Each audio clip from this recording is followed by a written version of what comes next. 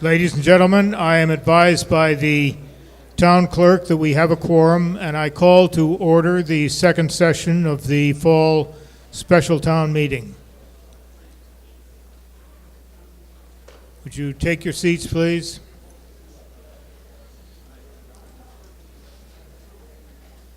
The first item of business is the motion of Mr. Burstein to advance Article 22 so that it will be dealt with after we deal with Articles 21 and 20, but before we get to the Hancock Village articles. Is there a second to that motion?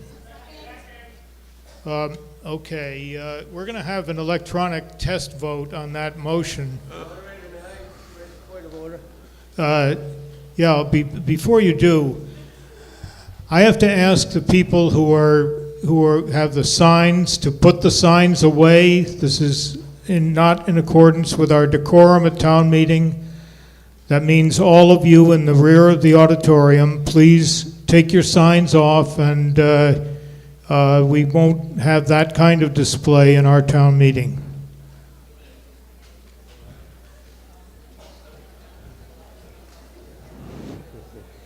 Thank you very much.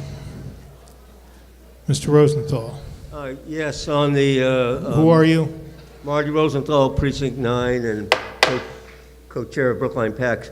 On the motion that's before you, as one of the petitioners, I would urge a no vote, and I'd give a short reason why if you wish to hear it. Well, the motion is debatable, so you're entitled to tell us why you think it should not be advanced. Well, the reason is that the officials up in the front of the room have been changing their votes on this on a daily basis, including tonight, and I'd like to digest what happened tonight before this meeting, which I couldn't get to because I didn't know about it till 5:30, and I'd like to digest it and have time to see what I was planning to say, which I was prepared for later tonight, but I'd like to digest that first and see if it gets reached later tonight or else tomorrow. I just don't think it's right what's been going on. We had both of them hear us last night, and then something got added today, and I want to digest it. That's it. Well, Mr. Rosenthal, the only changes in the articles that have been published for some time are two Scrivener's changes and the change of the age from 18 to 19. You know, I understand that, but there's a new vote by the selectmen that I just found out about as well. The selectmen agree with the advisory committee. By a 2-0 vote, I guess. Yes, by 2 in favor, 0 against, and 3 abstentions. A lukewarm vote, if ever there was one. Yeah. All right, I'll withdraw my objection. I just am not happy with the process, and I've said it. Thank you. Okay, this is a motion to advance Article 22 to be dealt with immediately after 21 and 20 in that order, and before we get to the Hancock Village articles. So we can start the timing whenever, and I remind you that you press 1 if you're in favor of the motion, 2 if you're against, and 3 if you're abstaining. We have 40 seconds, and the system appears to be operating normally.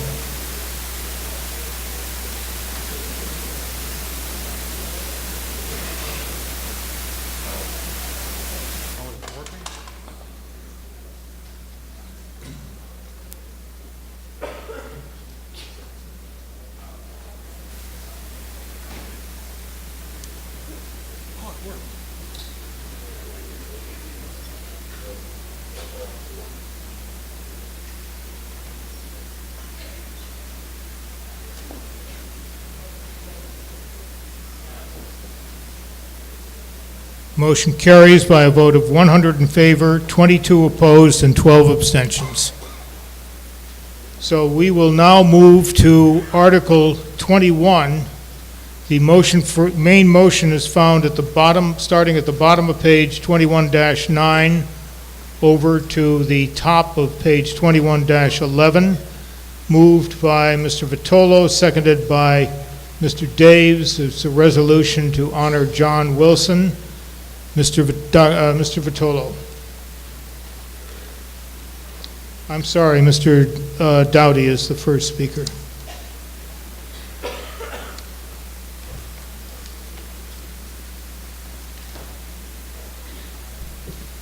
Thank you, Mr. Moderator. Dennis Dowdy, Precinct 3, speaking for a unanimous advisory committee.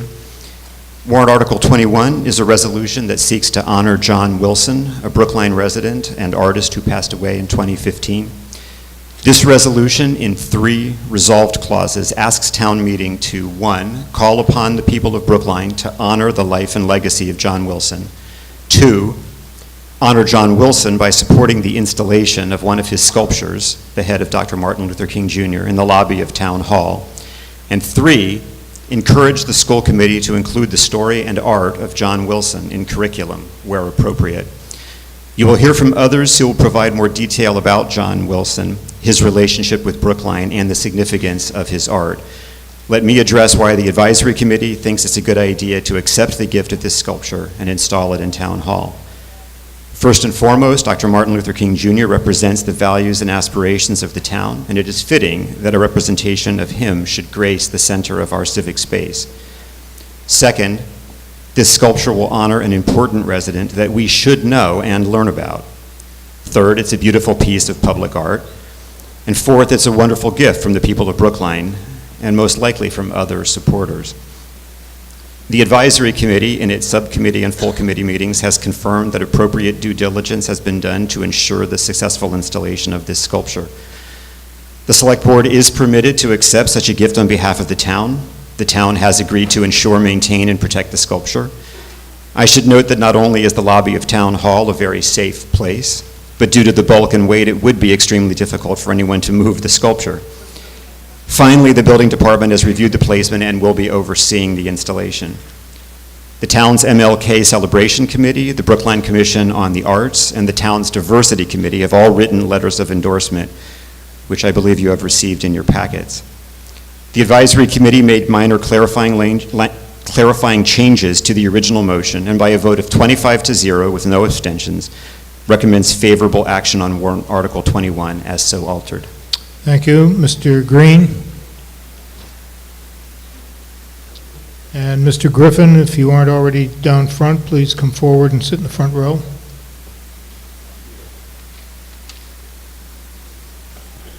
That's okay, you can. Good evening, Mr. Moderator. Bernard Green for the Board of Selectmen. Good evening. Okay. Bernard Green for the Board of Selectmen. Until the Attorney General, I get a pass if I mistakenly call myself a selectman. So be cool. Article 21 is a resolution to honor the life and legacy of longtime Brookline resident John W. Wilson by the installation of a sculpture of Martin Luther King Jr. created by Mr. Wilson in the Town Hall lobby. In addition, the school committee would be encouraged to include the art and story of Mr. Wilson in the curriculum where appropriate. John Wilson was a resident of Brookline for over 50 years. He lived around the corner from me, matter of fact. And his wife, daughter still live here. And his wife, Ms. Julia Wilson, his daughter, Ms. Erica Wilson, and his grandson, Zach, are in our front row. And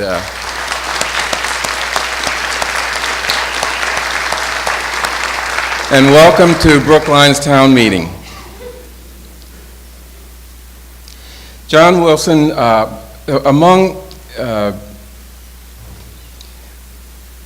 John Wilson was a prolific artist, and his works were commissioned around the country.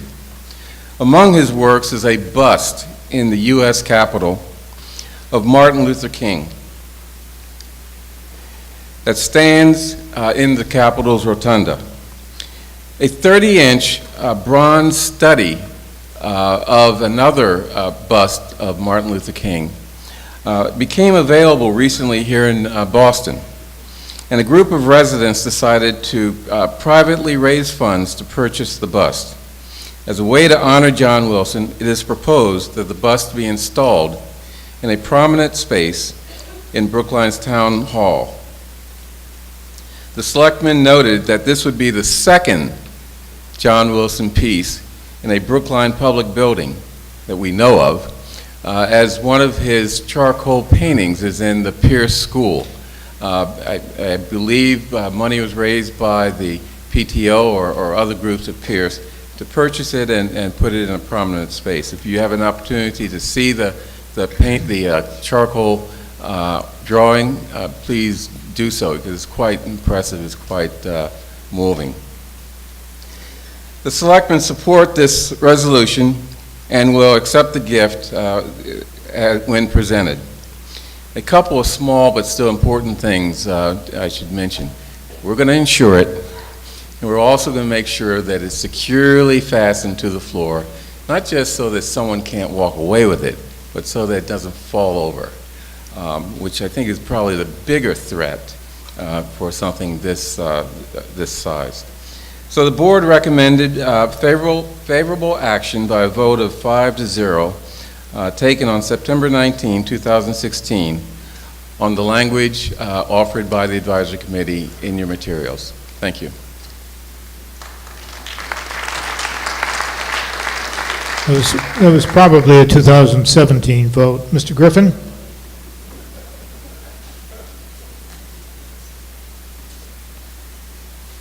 Thank you, sir.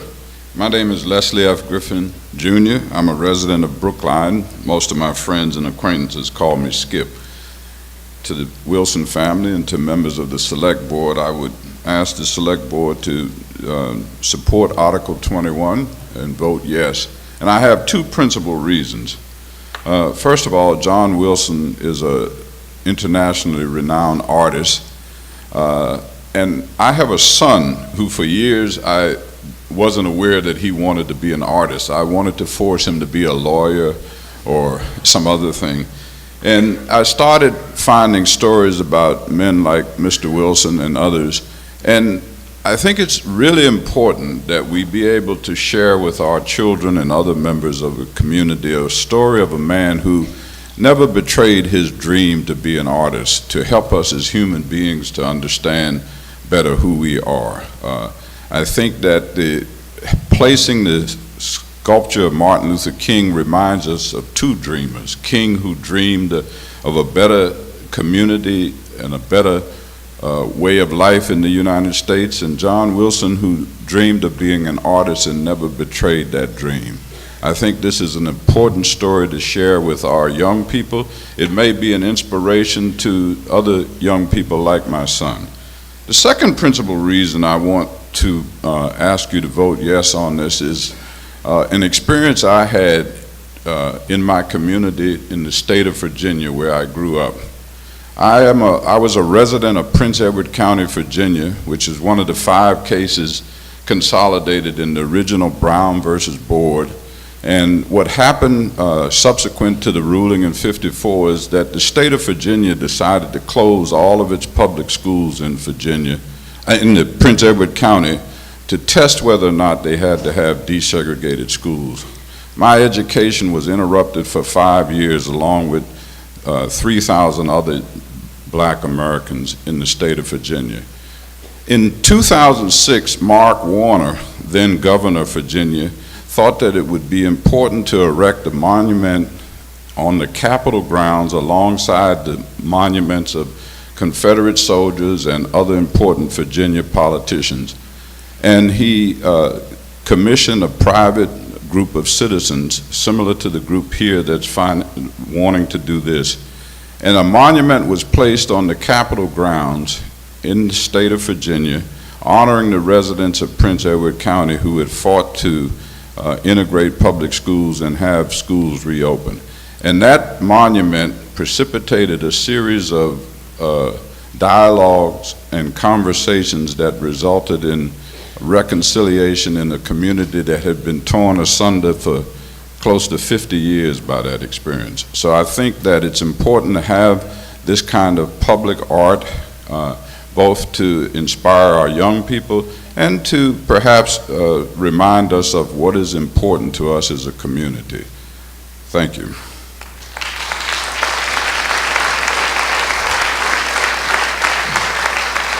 Mr. Dewart?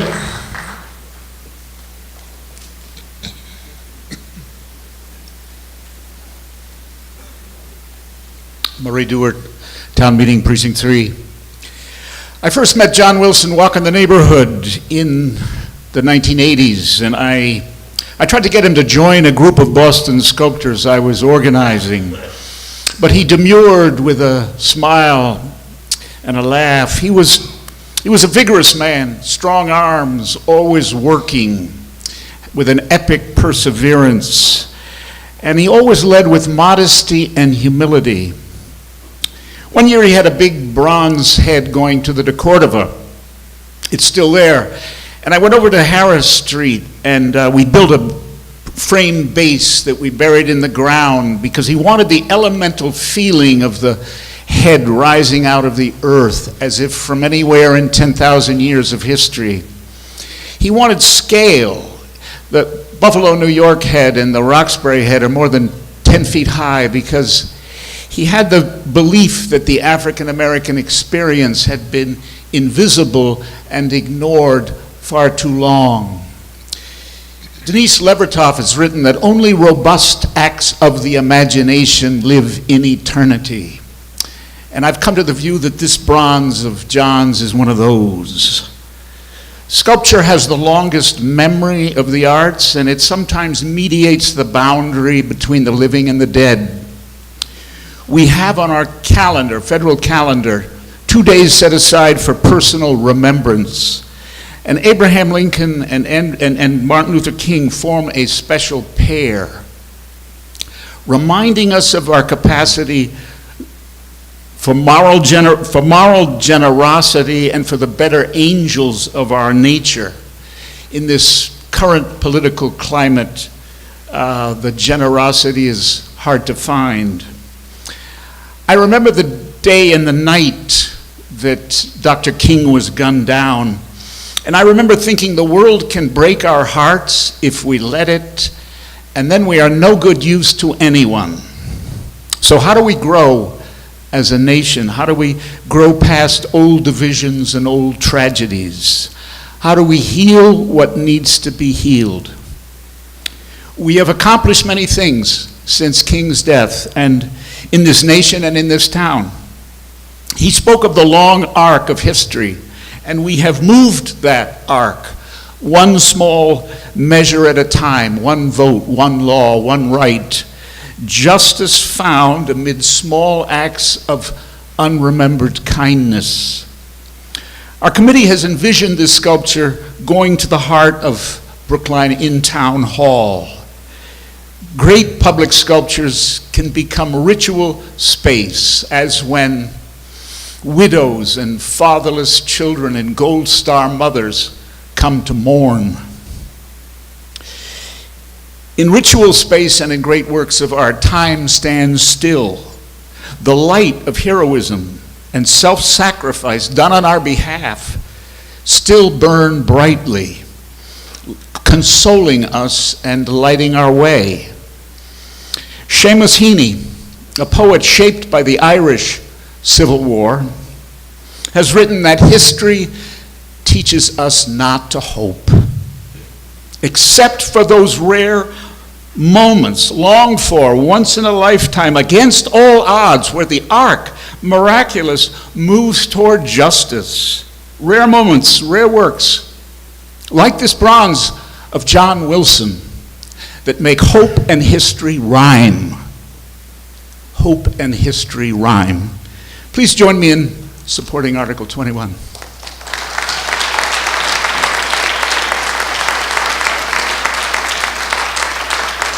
Thank you, Mr. Dewart. Mr. Vitolo.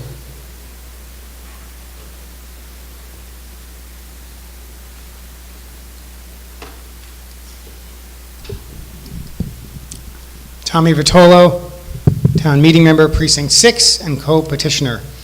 I would like to quickly thank Skip and Mac the Select Board and the Advisory Committee for their insightful, heartfelt comments.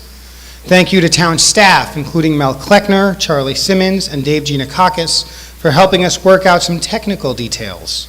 I'd like to thank the Commission for Diversity, Inclusion, and Community Relations, the MLK Celebration Committee, and the Brookline Commission for the Arts for their full-throated support.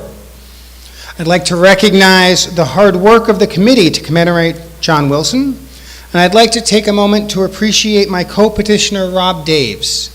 He has brought together a remarkably talented group of people interested in recognizing the life and work of John Wilson. He has also personally committed countless hours to this project.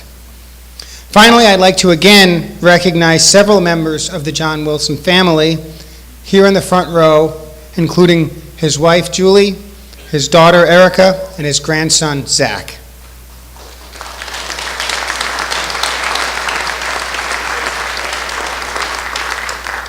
As you've heard, John Wilson was an amazing man and an amazing artist, and I'm proud to live in the town he called home for over 50 years. You've also heard about the sculpture, one that I believe will challenge and inspire each and every person who walks into our town hall lobby. You won't see a line item in the town's budget to procure the piece of public art just described by my friend Mac. On the contrary, over the next few months, the committee to commemorate John Wilson, in partnership with the Brookline Community Foundation, will be actively raising the funds. When we secure sufficient financing, the committee will finalize the purchase and give the sculpture to the town of Brookline. And that's exactly what the plaque below of the sculpture of Dr. King will read: a gift from the people of Brookline. Thank you. Mr. Gray, Mark Gray.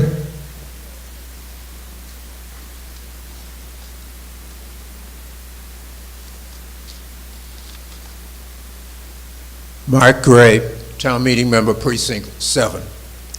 It gives me great pleasure to support the resolution to honor the acclaimed American artist, the late Brookline resident, John Wilson.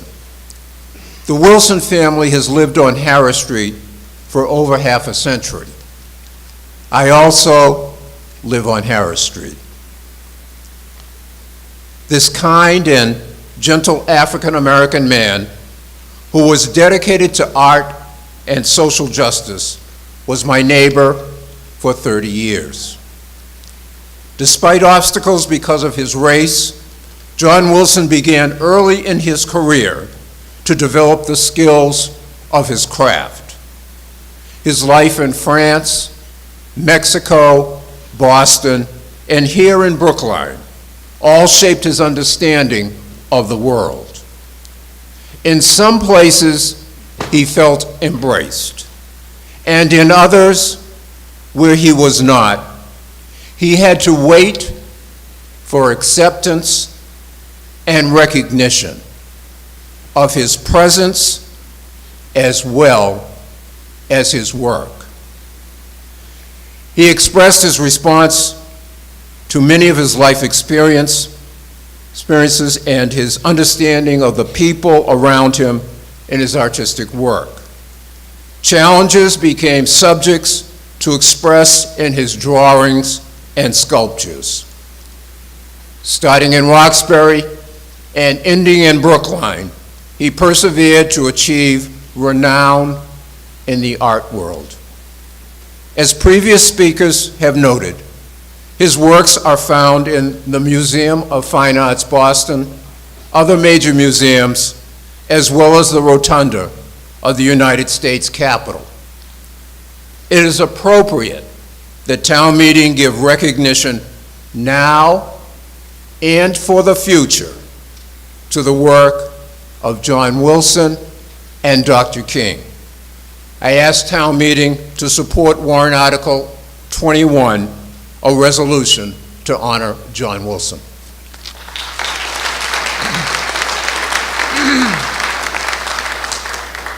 On the motion on page 21-9 over to page 21-11, For those in favor, please raise your hands.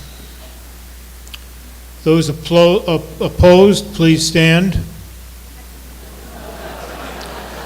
Motion carries unanimously.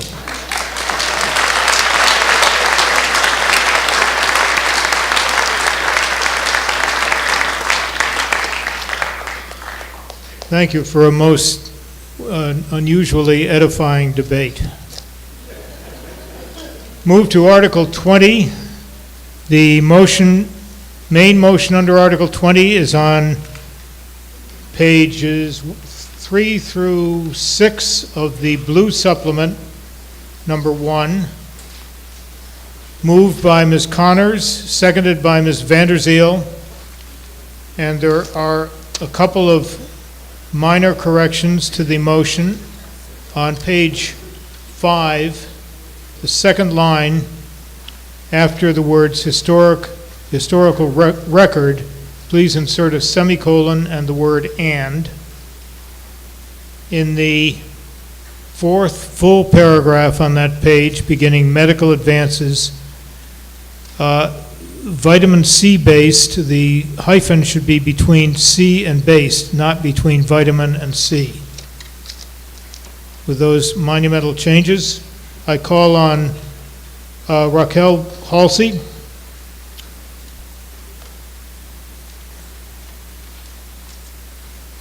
Mr. Moderator, if you please, this is Cornelia Vanderzeel, co-petitioner on this article, town meeting member from Precinct 15. Raquel Halsey is running late, and we would hope that you would indulge us and allow our second speaker to speak first, Vishni Samarawira. Sure. Thank you. Ms. Heller for the Board of Selectmen.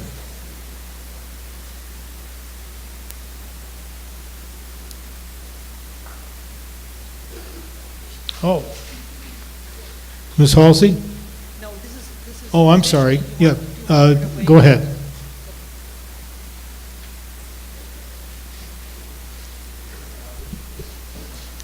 Hello, my name is Vishni Samaravira, and I'm a junior at Brookline High School. Before high school, I attended Baker School for 8 years. I'm here to talk about how the history in our schools needs this holiday to change. After talking to several of my friends who attended different Brookline K-8 schools, as well as my own experience, I have found in terms of history, we've all been taught a similar white male Eurocentric story. Beginning in kindergarten and first grade, I was taught that Columbus discovered America. My first grade self interpreted this as though he was the man to thank for this amazing country we all live in. My friends and I saw him in a positive light because that's what we were taught, and we continued on in grade levels with the narrative of Columbus. However, suddenly when I was in 5th grade, I was retaught that Columbus had actually mistreated the Native Americans who inhabited the land. In actuality, Columbus landed on an island in the Caribbean rather than in America.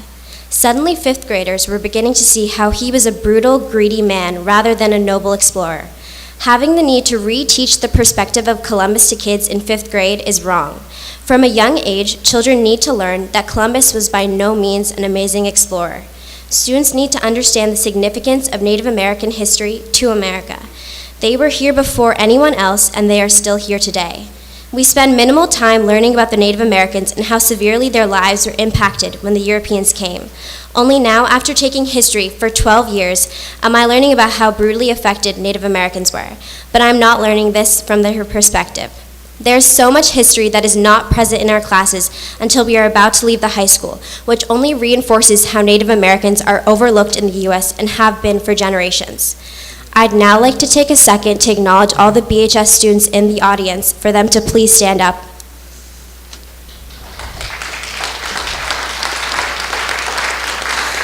Thank you. The many students here show that there are so many students that are passionate about changing this holiday.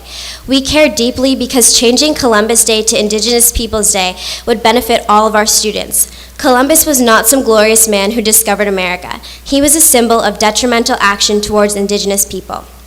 My family comes from Sri Lanka, a beautiful country rich with centuries of culture and history. The British, Dutch, and Portuguese colonized Sri Lanka. Colonization simply shows that the European powers believed they were superior. They used the color of their skin and their European mindsets as a way of affirming their choices to cause harm to the countries they imperialized.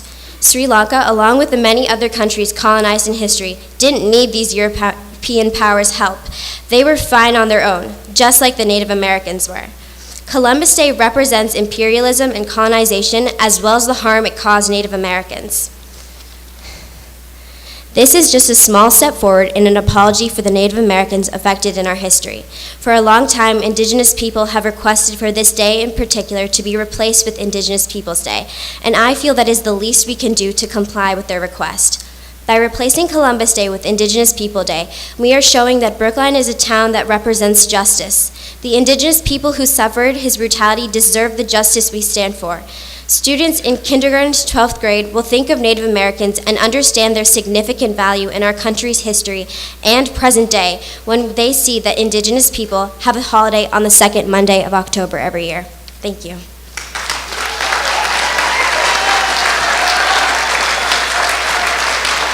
Mr. Margolis.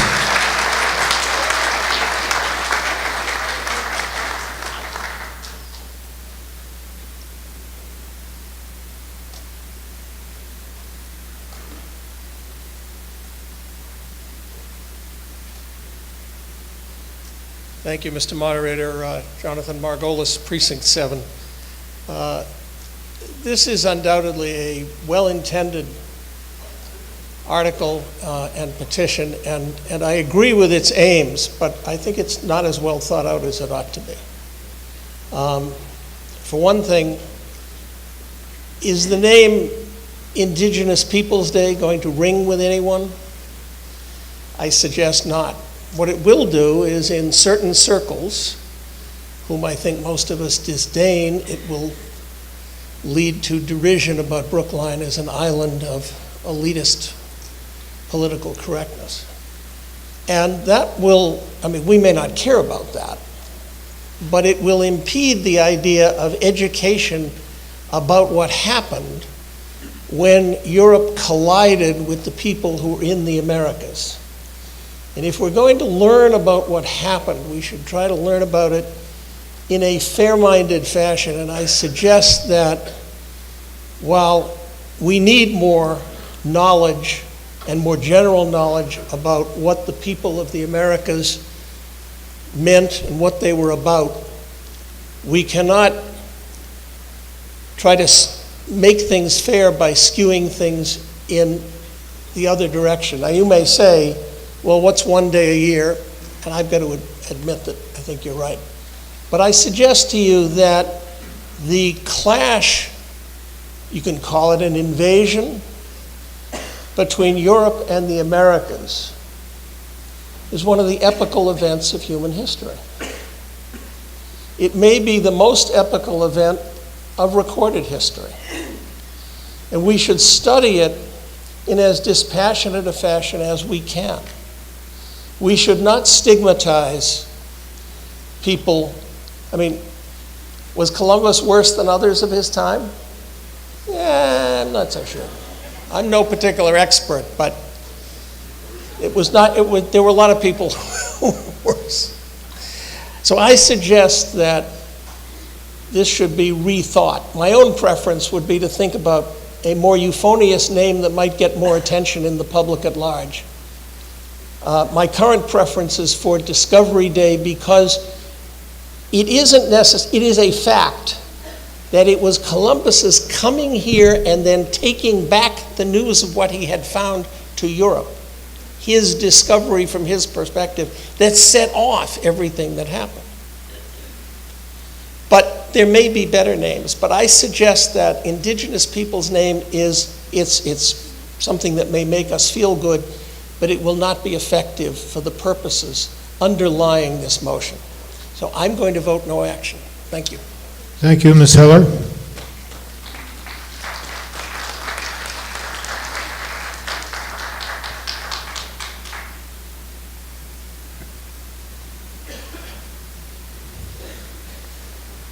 Thank you, Mr. Moderator. Nancy Heller for unanimous board. Easiest thing to call it. Article 20 is a resolution which asks town meeting to support a commemoration of Indigenous peoples on the federal and state holiday of Columbus Day in October Since it is a federal and state holiday, we do not have the power to change it, but we can augment it. And to celebrate and commemorate Indigenous peoples through education activities in our public schools. The purposes of such commemoration are, number one, to recognize the genocide and atrocities suffered by Indigenous people at the hands of Columbus and his cohorts, the subsequent dispossession and suffering of Indigenous peoples as they have faced discrimination and racism, and that's through the centuries. To remember the struggles, is number two, to remember the struggles of Indigenous peoples and celebrate their perseverance in the face of those struggles. Number three, to reflect on the brutality and the near extinction of Indigenous peoples and their enslavement with its many parallels to the enslavement of African Americans. Number four, to respect that all people, including Indigenous peoples, deserve justice, and to teach our children about the history and contributions of Indigenous peoples. The school committee, by the way, has voiced its support for this resolution. Number five, to resolve through commemorative activities to not allow the brutalization, discrimination, and racism experienced by Indigenous peoples to be inflicted on anyone in the future. At the board, we did have some discussion about not adding another responsibility to the current heavy workload of select board members. However, the language of the resolution specifies that while the commemorative committee will be appointed by the board, it may be led by a board designee rather than a board member, and on that basis, the select board, as well as the substantive reasons for this resolution, the select board is fully supportive of this resolution. I urge you to vote favorable action. Thank you. Mr. Roberts?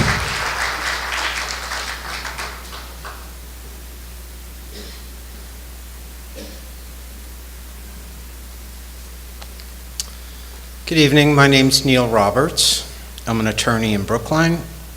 I represent a group of Italian American who are opposed to this warrant, Article 20. I'd like to note, to begin, that the resolution is called a resolution to support the establishment of Indigenous Peoples Day in Brookline. This was the notice that was mailed out, or this was communicated to the public. I submit this is not a resolution to establish Indigenous Peoples Day. This is a resolution to eliminate Christopher Columbus as a holiday. And it is part of a movement to eliminate our history. It starts with Christopher Columbus holiday because he's an easy one. How many of the people, how many of the residents in Brookline are Italian American? We're an easy mark. One? We got one. A few. We have a few. It's a little more than zero, but it's certainly not a politically powerful organization here. I have a question. Is there any Indigenous people here tonight?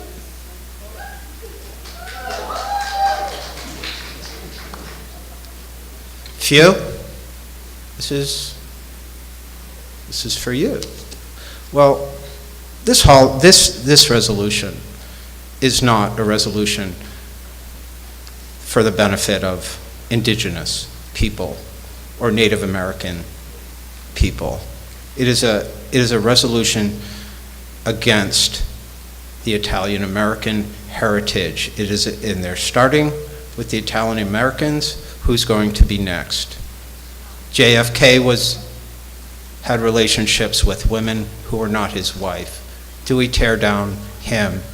Martin Luther King had relationships with women who were not his wife. Are we going to tear down his statue? Are we going to eliminate Martin Luther King Day? So I submit to you, this is not a resolution to honor the people who are the Native Americans of this country. It is a resolution, it is an attempt to take away our history. Thank you. Yeah, Mr. Roberts, let me make one correction. What was published to the community and thoroughly published was the warrant article itself, which is in substantially the words of the article before you. So the public understood that there was more than to it than just the title of the resolution. Ms. Gelbart.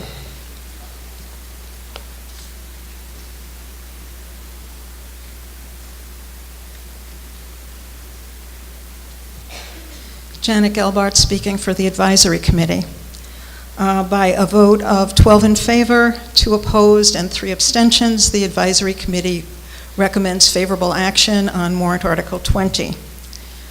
As has been previously mentioned, when Columbus landed on Hispaniola, it was a seismic event.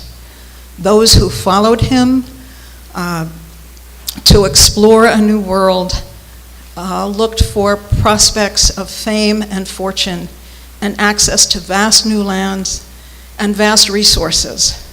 But the lands that they came to were already inhabited.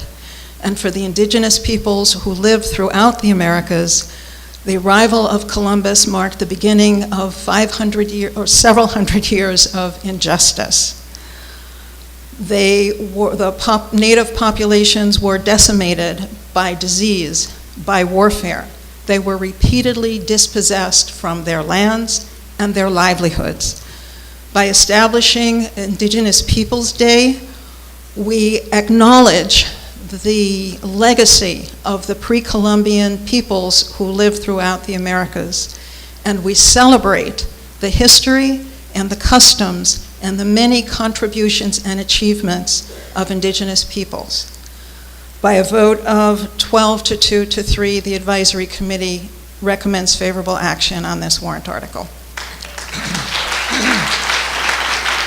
Now, ladies and gentlemen, we have among the speakers opposed to this article 3 representatives of the Italian-American Alliance, none of whom is a Brookline resident, all of whom are sitting in the front row, poised to speak.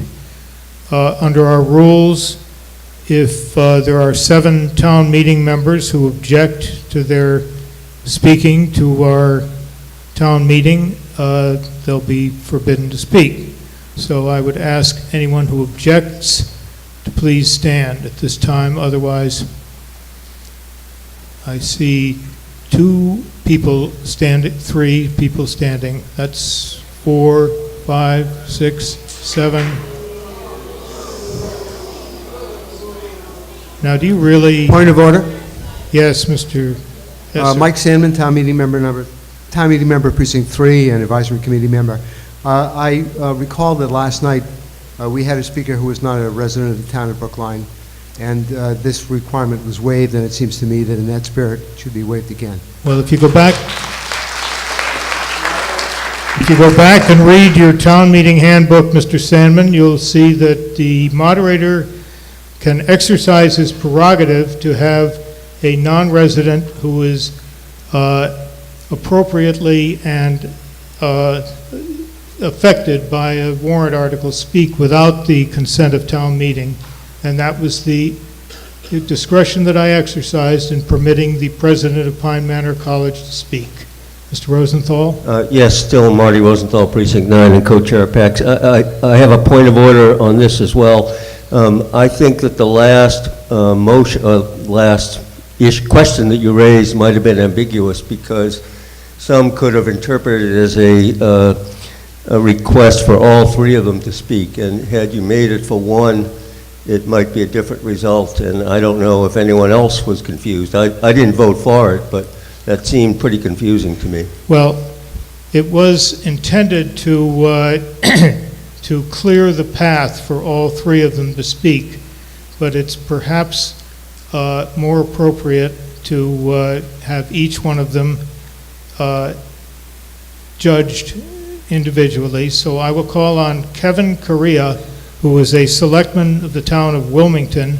And if there are 7 people who object to Mr. Correa's addressing town meeting, he will not do so. But if you object, please stand. Seeing nobody stand, yes, one person, that's not enough. Mr. Correa? Thank you, Mr. Moderator, for the opportunity to address the residents at town meeting. My name is Kevin Kyra. I live at 251 Woburn Street in Wilmington, Massachusetts. I am a selectman in Wilmington. I am a member of the Order Sons of Italy in America and the national president for the Commission for Social Justice and a member of the Knights of Columbus. Since 1937, Columbus Day has been federally recognized holiday that celebrates the world-changing vision. In 1492, it was Columbus who set out west with the hopes of finding a new path east. It goes without saying that his voyage is one that changed the world. It was he who opened up the new land of opportunity for the oppressed masses of Europe. His arrival marks the time in history when the Europeans began to make their immigration to the new land. Their contributions of art, law, government, and technology have become the basic foundations of this great nation. And it is for those contributions that the United States government recognized Columbus. For Americans of Italian descent, Columbus Day serves as an opportunity to celebrate the ancestors and the struggles they overcame to assimilate to this Italian and this American culture. Columbus Day is a holiday for all immigrants.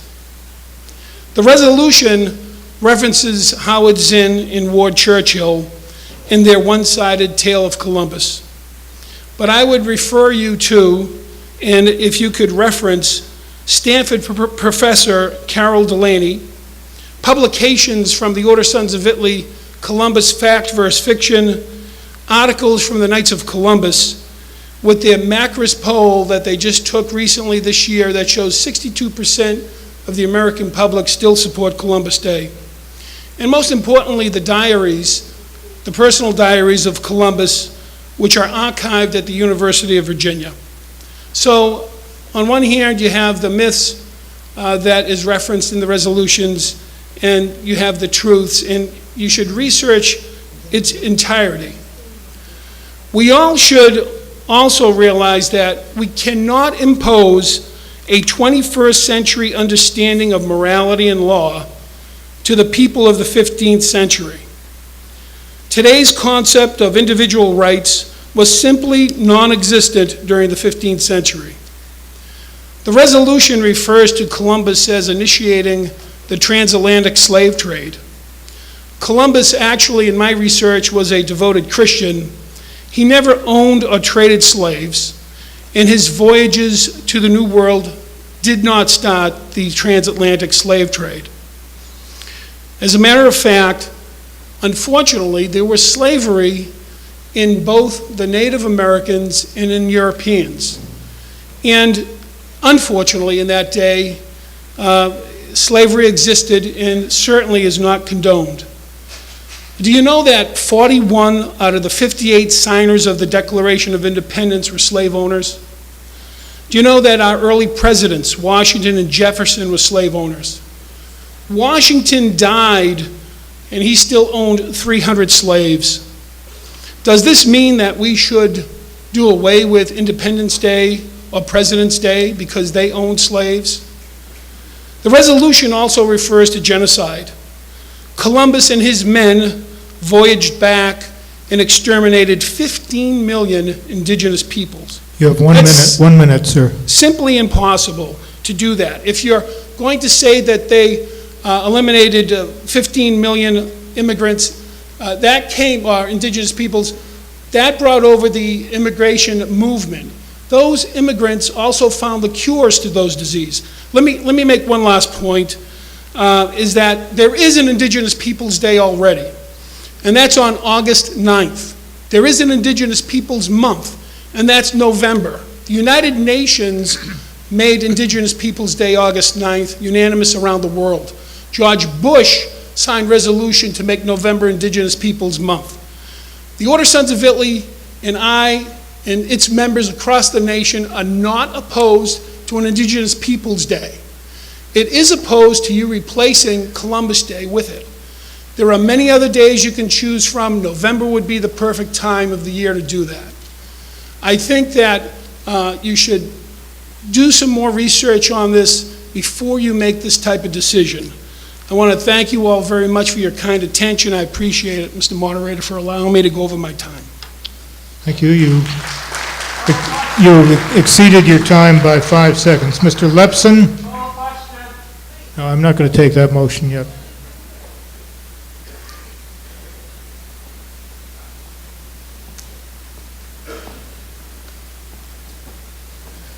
Good evening. My name is Robert Lepson, town meeting member for Precinct 9, also speaking on behalf of the unanimous Diversity, Inclusion, and Community Relations Commission. Why is it that each year on the second Monday in October that we as a town, we as a Commonwealth, and we as a country celebrate the landing of Christopher Columbus in the Americas, even though it is widely known that Columbus's mission was not one of discovery, but one of conquest, exploitation, and genocide? Why is it that we celebrate Columbus Day each year, even though it was he who in 1494 initiated the transatlantic slave trade by kidnapping hundreds of the indigenous Taínos people and shipping them to Europe as slaves? And just 6 years later, in 1501, it was also he who initiated the horrors of the West African slave trade that continues to haunt our country to this very day. Columbus was an invader. His voyages and exploration were violent and destructive and are certainly nothing to commemorate, let alone celebrate like we do each October. Several years back, Seattle Council member Kshama Sawant put it well, and as she explained Seattle's decision to abandon Columbus Day. Learning about the history of Columbus and transforming this day into a celebration of indigenous people and a celebration of social justice allows us to make a connection between this painful history and the ongoing marginalization, discrimination, and poverty that indigenous communities face to this day. So let me ask one more time, why is it that each year on the second Monday in October that we as a town continue to honor Christopher Columbus by commemorating his landing in the Americas? I can think of no good reason, and as tonight's spokesperson for the Diversity, Inclusion, and Community Relations Commission, the Commission can think of no good reason either. So fellow town meeting members, let us now join the states of Alaska, Minnesota, and Vermont, as well as more than 55 municipalities across the country, including the cities of Albuquerque, New Mexico, Denver, Colorado, and Salt Lake City, Utah, and vote yes, favorable action to support Warrant Article 20, which will encourage the Select Board to establish the second Monday of October henceforth to be commemorated as Indigenous Peoples' Day here in the town of Brookline. Thank you. Thank you. Mr. Vita? Mr. Vita is affiliated with the Italian American Alliance, is not a resident. If there are 7 town meeting members that object to his speaking, and there are not. Whoops, there are. Okay, I'm sorry, Mr. Vita, but 7 of my colleagues have seen fit to object to your speaking. You may stand down. Ms. Vanderzeel?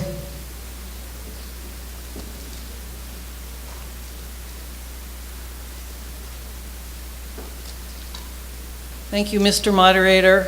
I'm Cornelia Vanderzeel, town meeting member from Precinct 15, commissioner on the Commission for Diversity, Inclusion, and Community Relations, and also co-petitioner on this article. I am speaking as a co-petitioner on this article. I just want to clarify what this warrant article is not about and what it is about.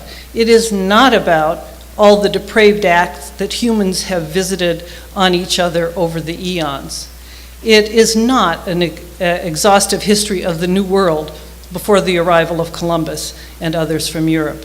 It is also not anti-Italian, nor is it anti-Spanish for whom Columbus sailed. On the other hand, if I were Italian, and I'm not, I happen to be Dutch, an immigrant myself, I would think that Columbus, as one of my Italian-American friends has said, is not my guy. So anyway, those issues are beyond the scope of this article. But it is about one man. It's about Christopher Columbus. And you can read history selectively, or you can read it widely. Unfortunately, for many of us, of my age and even younger, we were not taught the whole history of what happened under Christopher Columbus and others who followed him. He was a leader of expeditions that resulted in the genocidal murder, and yes, we have to use the word genocide, even though it did not come into common usage until after World War II, the enslavement and raping of indigenous peoples, including young girls and boys who were sold into sexual slavery, and the initiation of the transatlantic slave trade, both the slave trade of African Americans coming to the United States and indigenous peoples taken to Europe. He was directly involved in these atrocities, which were systematically continued by those who came after him. Even his contemporary, Bartolomé de las Casas, a Spanish priest, was appalled by the acts committed by Columbus and his men. And in terms of Columbus, only wanting to, how did it get put? Oh yeah, he was sailing for the oppressed masses of Europe. He was actually sailing for his own enrichment and the enrichment of the Spanish crown. His own words actually state that. When he arrived at the islands in the Caribbean, his words were, "These people are so friendly, they came out to greet us," and shortly thereafter he wrote, "With about 50 men we could subdue them and take all their gold." Now I ask you, is that someone who's trying to, who's sailing for the oppressed masses of Europe? I doubt it. Honoring Columbus is the honoring of the legacy of genocide and the perpetuation of racism that indigenous people have faced in the past and continue to face today. It is harmful for all of us, indigenous and non-indigenous alike, to ignore this history and to perpetuate the myth of what is now the United States as empty land just waiting to be discovered and colonized by Europeans, while we ignore the immense suffering of the millions of indigenous killed, and the number really is not important. It was a large number, enslaved and raped by the explorers. It is important to replace Columbus Day with Indigenous Peoples Day so that we can change the conversation from Columbus and the European immigrants who sailed under the doctrine of discovery, which was from the Catholic Church, to the indigenous peoples' history, and to celebrate their resilience and survival against these great odds. We should also realize that the federal holiday, as someone said before, was first officially celebrated in the 1930s. You have 1 minute. Thank you.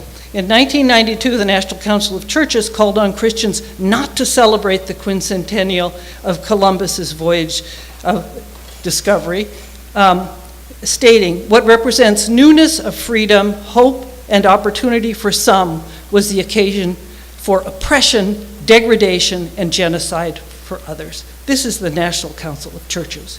We in town meeting are latecomers to this whole discussion. Our school system has been looking at this issue for almost 10 years and has changed their curriculum starting in 2012. Please note their statements. Other municipalities, as previously stated, and states have actually changed this, as have some universities. So to paraphrase what others have said, we are not responsible for what our forebears have done, but we are responsible for what we do with what we have inherited from them. This warrant article makes one small step toward the adding to our collective history and honoring those who have been marginalized for centuries. Please vote favorable action on warrant article 20.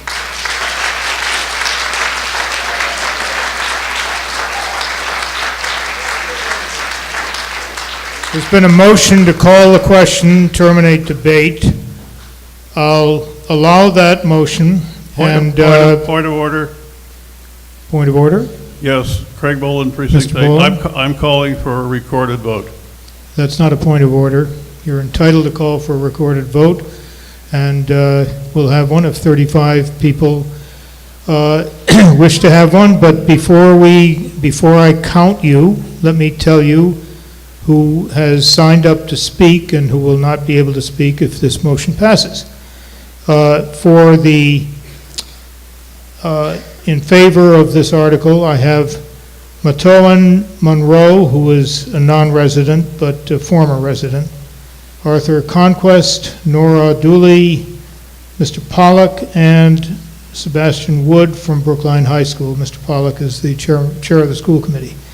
I have opposing the article Mr. Di Stefano, who is president of the Italian-American Alliance.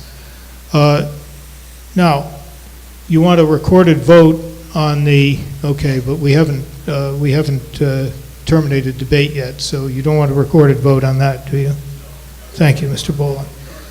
On the motion for the question, those in favor requires a 2/3 vote. Those in favor, please raise your hands.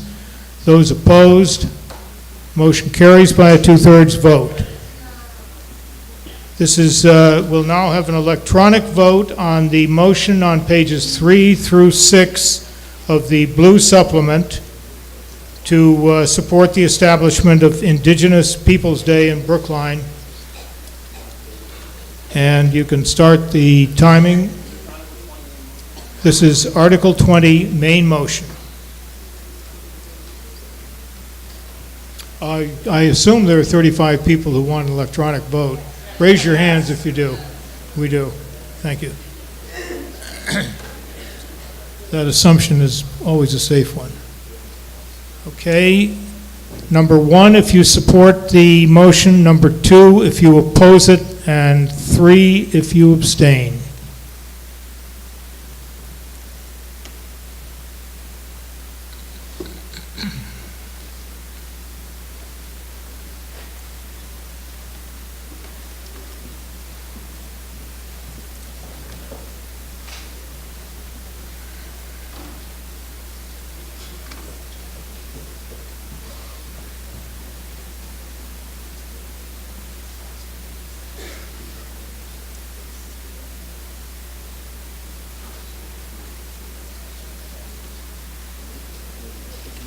Motion carries by a vote of 165 in favor, 14 opposed, and 23 abstentions.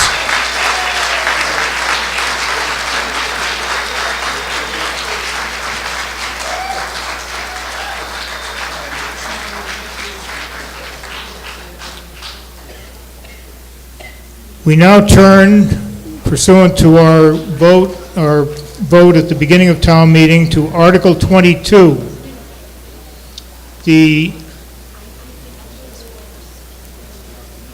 By the way, if your vote was not properly recorded or you're having any trouble with your handheld device, please come up and see the town clerk. Okay, Article 22, the main motion under this article is on the, I guess, the lurid rose-colored supplement, number 2, pages 1 to 3. It's moved by Mr. Rosenthal, seconded by Mr. Gordon, and there are a couple of corrections. So bear with me and we'll run through them. On page 1 of the supplement, paragraph 4, third line, should read, MA, worse than many states incarcerating. So strike whatever's between many and incarcerating and substitute the word states. At the top of the next page, in the 7th whereas clause, the second line at the end, change 18 to 19. And I believe that's it. The Advisory Committee and Board of Selectmen offer a substitute motion, which is found in the green supplement number 1, on pages 3 to 5, moved by Mr. Lynn Jones, seconded by Ms. Benka. And there are a couple of corrections to this motion as well. They occur on page 4 of the green supplement. In paragraph 7, change the word "there" within the parenthesis to the word "one," O-N-E. So in the parenthesis it'll read, "which is one stated purpose." In paragraph 8, the next paragraph on page 4, second line, strike the first two words, "federal and," so it reads, "problem areas at the state level," and level should be singular. In the next line, change 18 to 19. Now, a substitute motion is the same, essentially the same as an amendment.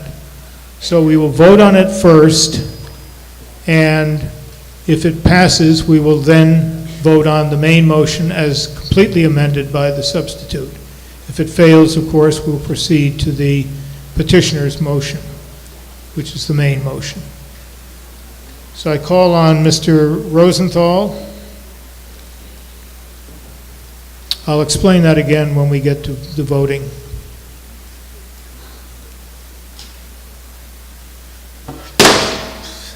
Off to a good start.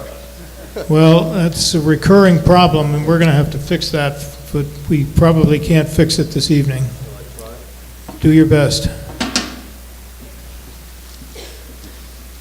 May I have the first slide, please? Marty Rosenthal, Precinct 9, and co-chair of Brookline PACS. I'm urging you on behalf of Brookline PACS and also in accordance with the Diversity Commission to vote for our version.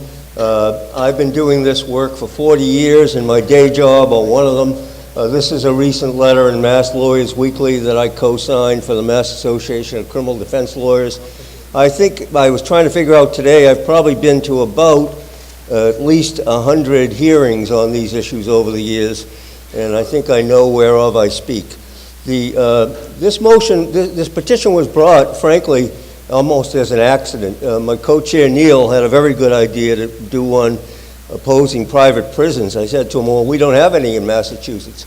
He persisted, which is to his credit, and I said, well, look, if you're really going to insist, how about if we do something more timely about what's going on right now at the State House? So here I am after endless meetings the last 2 months. The real issue here is why our resolution as opposed to the advisory committee version. And it comes down to two things, tone and facts. The tone, they consider our version too emotion-laden. Some have said strident, some have said inflammatory. The second issue is there are some factual errors in theirs. I'll try to go through them very quickly, but I don't have time to do all that. I do very much appreciate the advisory committee and Selectman Green. They've helped quite a bit for us to improve our motion. But at some point, enough is enough. I think ours is good enough to be passed right now. In fact, I hope it will be. The second slide, please. This second slide is the chart that Chief Justice Gantz of the SJC prepared. You don't have to really see it because the figures are summarized in the first whereas clause. This is the evidence of how our prison population has escalated by a factor of 5 per capita since the 1970s. The top is the early 70s and the bottom is 2014, I believe. The next slide, please, is also summarized in our whereas clause as to racial disparities. And this is a slide from the Sentencing Commission, which Governor Patrick put me on 2014. It was defunct for many years, and it's been active again for 3 years. This shows that 22% of the mass population is what they call minorities, and 57% of our inmates are minorities. That's one of the figures. that is not in the whereas clause. The next slide, please, is the derivation of the 8 times figure and the 5 times figure in our whereas clause. I think that's number 4. All right, then, and that also shows, if you look on the far right, one thing that's not in the resolution, it says that we're worse than many states. That's the figure that shows how we're worse than other states.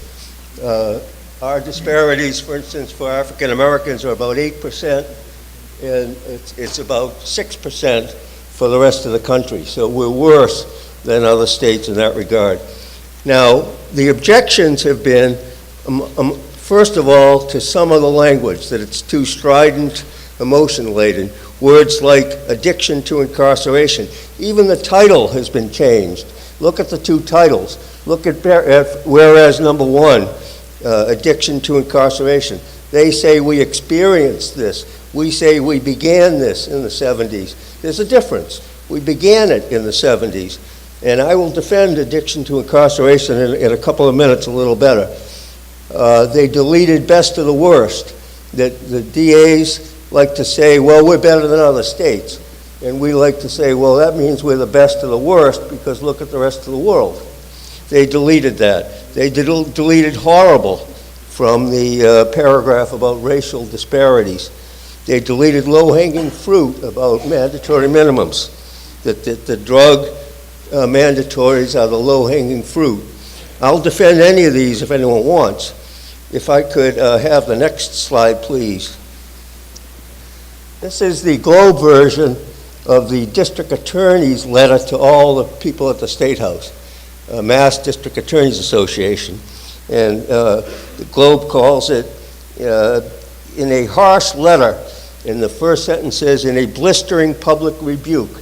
And they go on to summarize their complaints. Next slide, please. This is only the first page of the Mass District Attorneys Association letter. It's just to give you a sample of the kinds of things they say. A return to the discredited ways of the past that caused the highest crime rates in Massachusetts history, a massive exodus of businesses and residents from urban areas. These are what we call fear-mongering. And that first slide, our letter to Lawyers Weekly, used the word fear-mongering. ACLU has also used it. So the point is that you don't fight this stuff by soft peddling it. Every strong word in this resolution is a word that's true. The truth is You have really... 1 minute. Thank you. Truth is really the best defense. So I won't have time to go over all the things that are wrong with the advisory committee resolution, but it says that stated purposes, the one about the mandatory minimums, there's little evidence that they impede things and so forth. That's just wrong. They changed the syntax and changed the meaning of the sentence. They took out religious groups out of our number 9. GBIO has done wonderful stuff. They changed smart on crime to smartness on crime.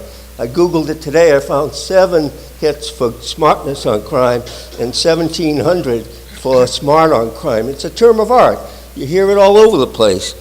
And finally, they took the Diversity Commission out of the resolve clauses. They're willing to do this. It's not going to be any heavy lifting.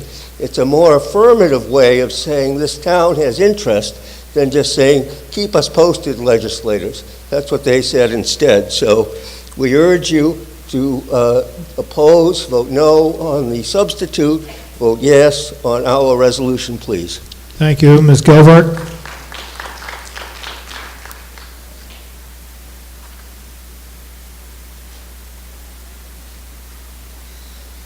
Janet Gelbart for the Advisory Committee, who by a vote of 11 to 6 to 5 ask you to vote, recommend affirmative action on our substitute resolution.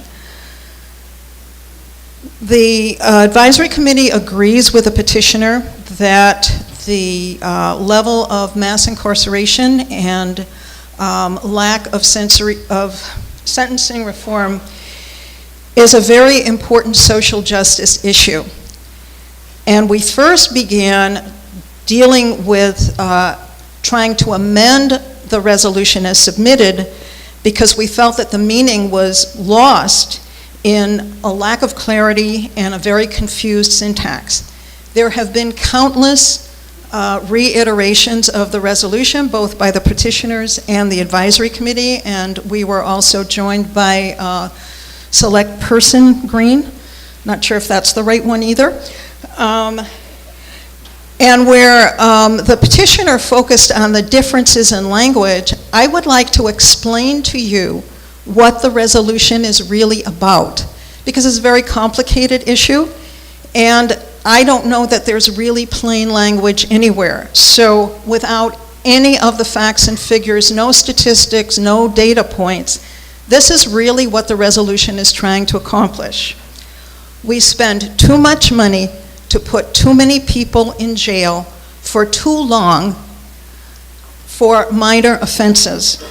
And the burden of the consequences of this incarceration falls disproportionately on minority groups. Mandatory minimum sentences keep judges from using their discretion in an open courtroom where their decisions can be challenged and appealed, and instead steers defendants who are seeking leniency to make deals behind closed doors with prosecutors. There is a national movement toward trying to reduce prison populations in many states, and there's also a people's movement, polls have shown, who prefer that we substitute crime prevention for incarceration. There is a sentencing commission which was mandated to create guidelines for the legislature to enact serious sentencing reform and to propose criteria called safety valves by which judges could impose lower sentences than the mandatory minimums require. They have not acted. The current legislation that the current bills the legislature is reviewing do not go far enough. They focus on drug crimes and a few other ancillary issues, but they're not looking at overall reform of the system. The resolution basically says, get it done. The Sentencing Commission needs to issue their guidelines, and the legislature needs to act. And we need to start taking some of the money that we're using to incarcerate prisoners and redirect it into proven ways of crime prevention. And also diversion, so that people who have committed minor offenses don't have to go to court and can get rehab services if that would help them, and keep a clean quarry so they can keep their life together. So the difference is their resolution has more facts than ours does. In the course of all the iterations, things were omitted that maybe we didn't want to.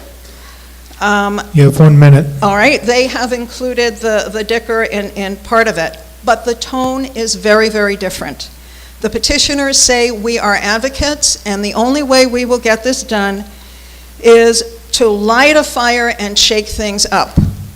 The advisory committee believes that that may be the proper role of advocates, but that you are speaking as the legislative body of the town of Brookline, and that your tone needs to be more moderated, that we can win more people over to our side through logic and moral suasion than by yelling at them. And we're concerned that the message will be drowned out in the uproar that is created. So by a vote of 11 to 6 to 5, we urge you to, we recommend favorable action on the advisory committee resolution. Thank you. Thank you. Mr. Green, are you still speaking for the select board? I can't teach an old dog new tricks that quickly.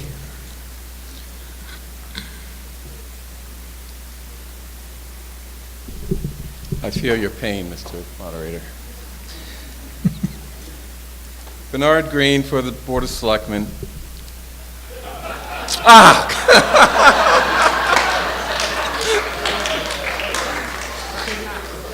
Well, that didn't take long. Start again. Good evening, Mr. Moderator. Bernard Green for the Select Board,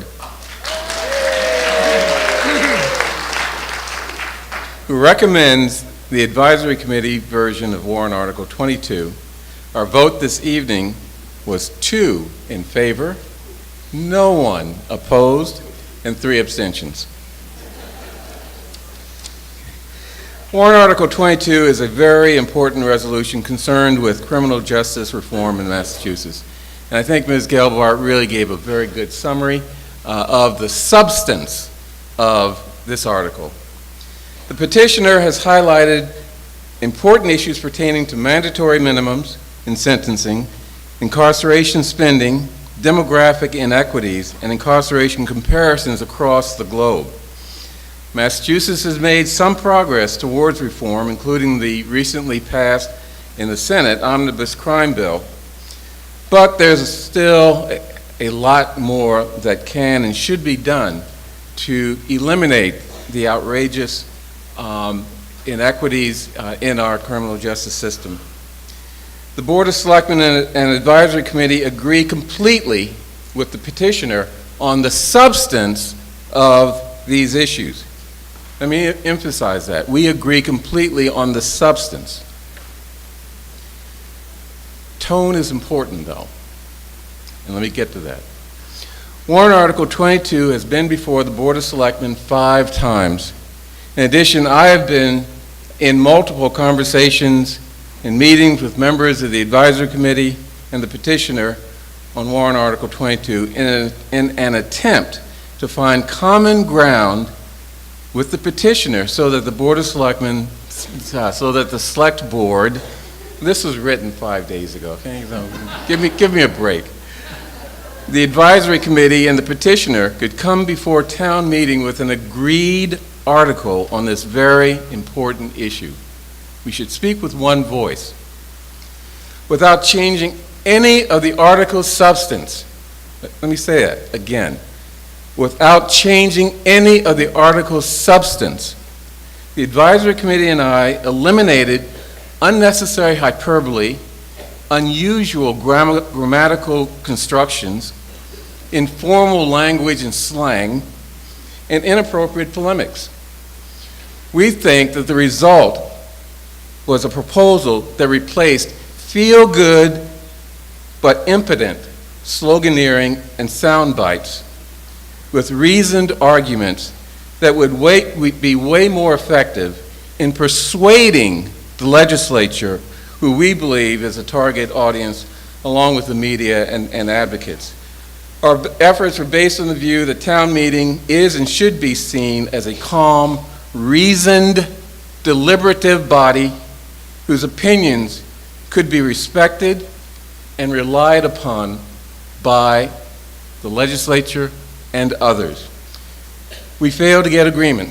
Please read the original warrant article in your warrant booklet and the version that is presented tonight by the petitioner in the rose-colored supplement pages, including the explanation to see why we were destined to fail. The petitioner wants sound bites. He says forceful advocacy is needed to get the attention of the media, legislators, and activists. 1 minute. And he believes that a slingshot will not overcome the Goliaths we're up against. By the way, as I recall, a slingshot hurling a targeted rock at the right location on that Goliath slayed him. It's my recollection from childhood. Here's a sound bite for you. When we present ourselves in person, in speaking, or in our written material, like Warrant Article 22, we have 5 seconds to make a good first impression. 5 seconds to convince someone to take us seriously. 5 seconds to get someone to listen to us. And you have 5 seconds to conclude. And Warrant Article 22, as presented by the petitioner, fails the 5-second test. Again, 203 in favor of the Advisory Committee's version of Warrant Article 22. And I urge you to support that version. Thank you. Thank you, Mr. Nero.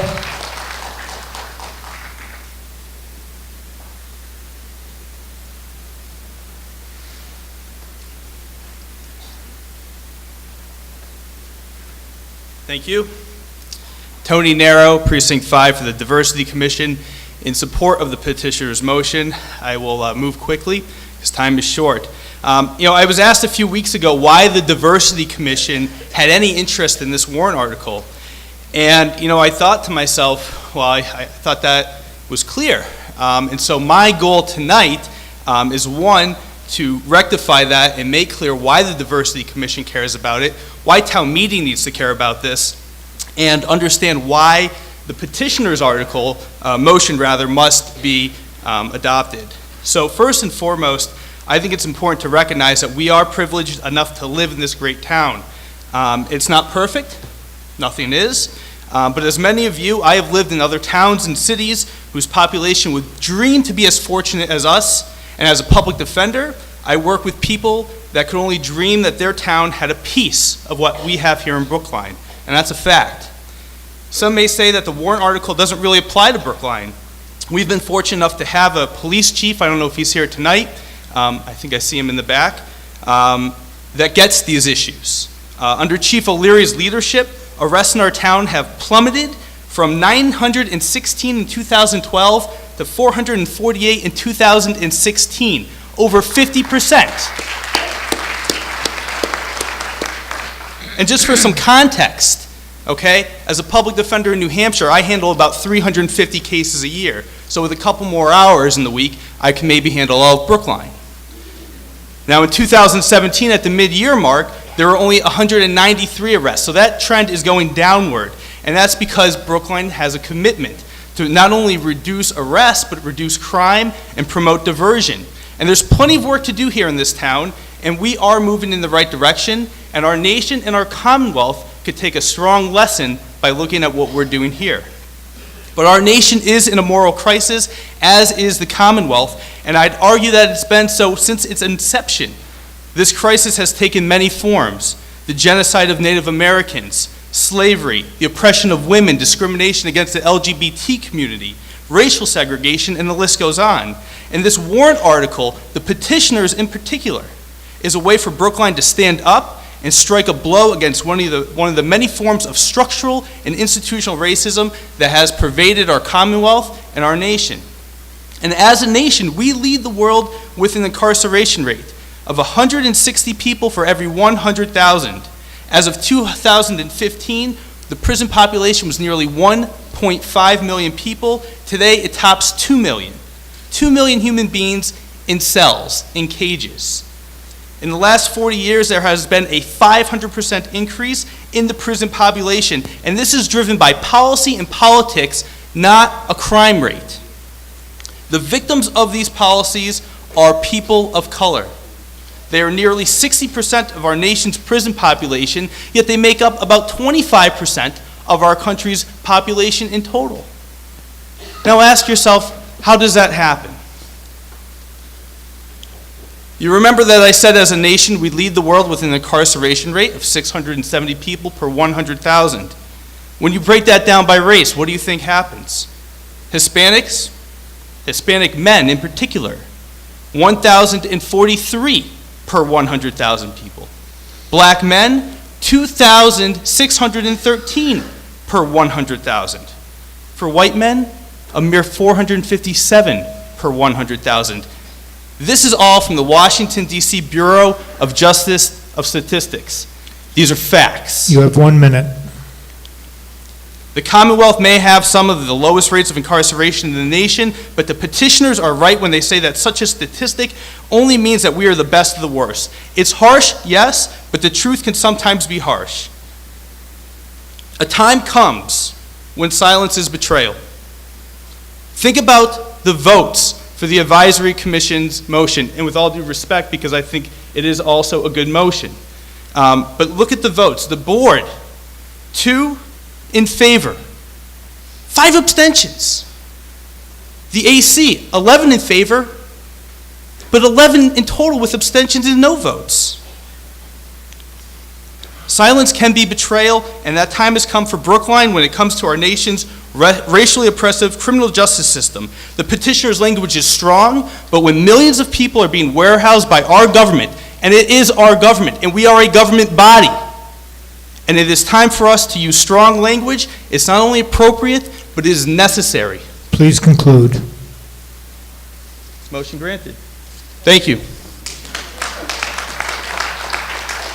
Mr. Gordon?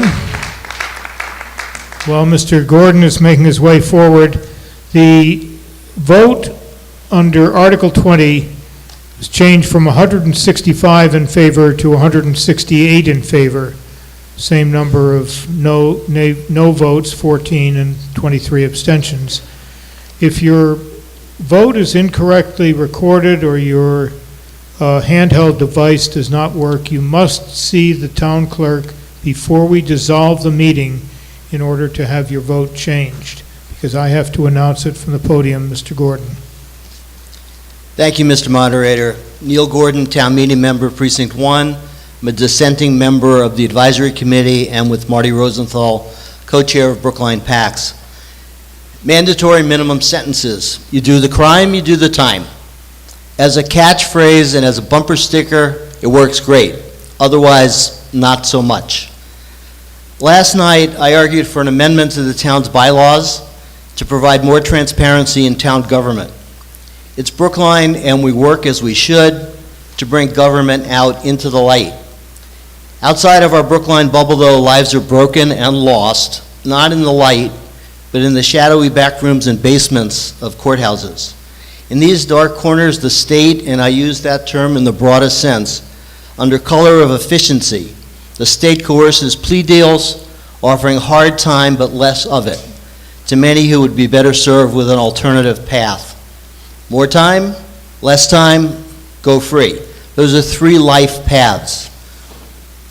You can choose less time, or you ask a jury to pick for you.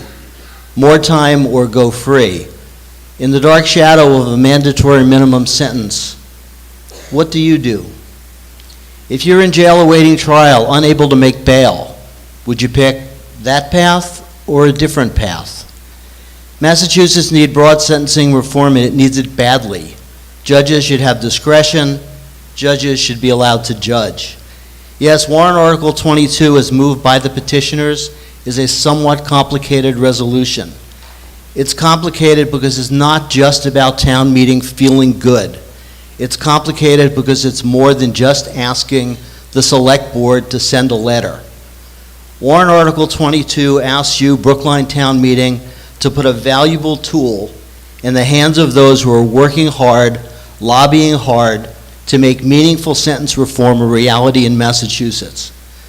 Some have suggested that the petitioner's version of Article 22 is, and I quote, over the top, unquote. It's not over the top, but it is, as it should be, as close to the top as we could draft it. Please vote favorable action on the petitioner's motion on Article 22. Thank you. I'll allow that motion. The question has been called. Mr. Moderator, may I have a point of order? You sure it's a point of order, Mr. Rosenthal? Or you're just trying to... I'm not 100% positive. Go ahead. There was one innocent misstatement that I don't think is fair to the Sentencing Commission, if I could correct it in one sentence. Go ahead. They have worked very hard, they just haven't followed this Chapter 211E that they're under to do legislative guidelines as opposed to advisory guidelines. Well, that's fine, Mr. Rosenthal. Fairness to them, that's all. On the, I have Mr. Vitolo, Mr. Sandman, and Mr. Lynn Jones signed up to speak on this, I believe, for the most part, on the advisory committee's substitute motion. But we have before us a motion to call the question, terminate debate, requiring a 2/3 vote. Those in favor of calling the question, please raise your hands. Those opposed, motion carries by a 2/3 vote. We now vote on the advisory committee substitute motion on the green supplement. pages 3 to 6. And if that motion carries, then the main motion will be amended in full by the advisory committee's motion, and we'll have another vote on the main motion as so amended. Mr. Rosenthal? May we have a recorded vote, please? There are 35 town meeting members that wish a recorded vote, and there are, this is Article 22 AC motion. I think we'll do it.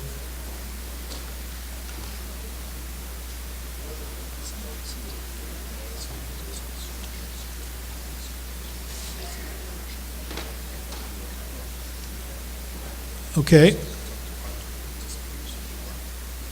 All right, you may vote at any time. I remind you that if you press 1, that is a vote in favor of the Advisory Committee and Board of Selectmen's motion on the green supplement.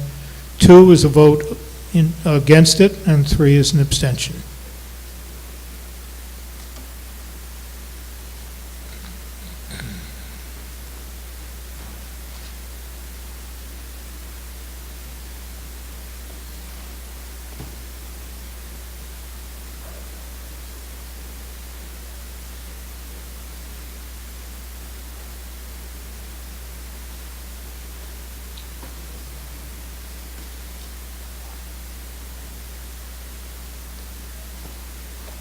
That motion carries by a vote of 114 in favor, 75 opposed, and 11 abstentions. On the, voting on the very same motion, the main motion as completely amended, the motion on the green supplement of the Advisory Committee and the Board of Selectmen. Those in favor, please say aye. Aye. Those opposed, no. Motion, those in favor, please raise your hands. Those opposed?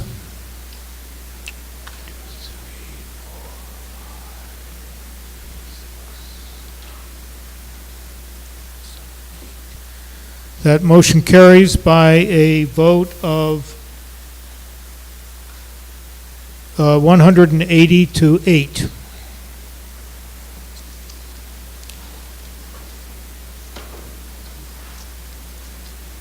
Now, ladies and gentlemen, we turn to the eagerly awaited Hancock Village articles, 10 through 15, and the special town meeting 2, Article 1. If I could have your attention, I'll review the procedures that will follow in dealing with these articles. We will have a single debate on Articles 10, 11, 12, and 14. At the end of that debate, we will take a vote on all 4 of those articles, and it requires a 2/3 vote to pass. The reason for the combined debate and the combined vote is that the articles are inextricably interrelated. So at the end of the, if the Articles 10 to 14 pass, then we proceed to Article 15, and we'll have another debate on Article 15 and the motion and the amendments. If 10 to 14 fail, we still proceed to Article 15 and the second special town meeting, but I believe there will be no motion offered under those articles. So, Article 10. Article 10 is on the blue supplement, number 1, pages 5 through 24, moved by Mr. Wyszynski, seconded by Ms. Hyatt. There are a couple of corrections, not surprisingly, with a 20-page motion.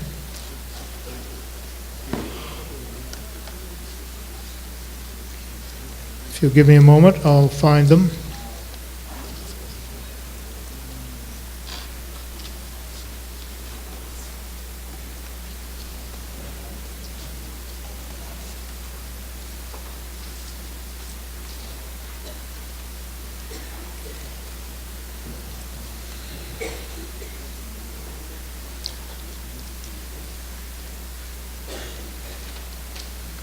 Do you recall what they are? Were there any corrections to the Article 10 motion?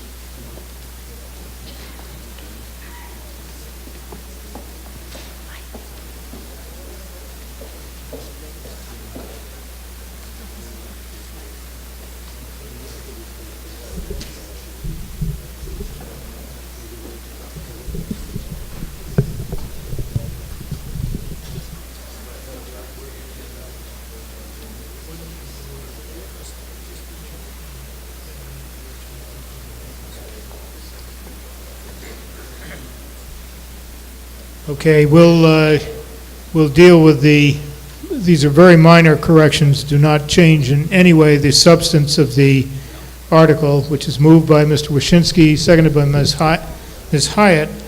There is a motion to refer on the TAN supplement, motion by Ms. Roberts, to refer the entire subject matter of Articles 10 to 15 in the special town meeting to a committee to be appointed by the Board of Selectmen, et cetera, in the words of the motion. And if you'll turn to that, there is are a couple of corrections in the in that page, the TAN supplement entitled Motion Offered by Susan Roberts.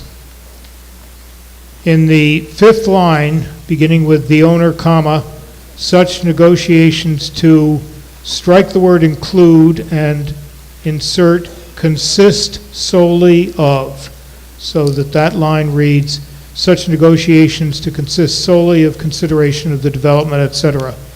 And, of course, strike the material in brackets after the underlined case in the fourth line from the bottom of that motion. That's moved by Ms. Roberts. Is there a second? The motion is seconded. Article 11, the motion is on page 1 of the pink supplement, moved by Mr. Wyszynski again, seconded by Ms. Hyatt, that the town authorized selectmen to enter into agreements, et cetera, in the words of the article.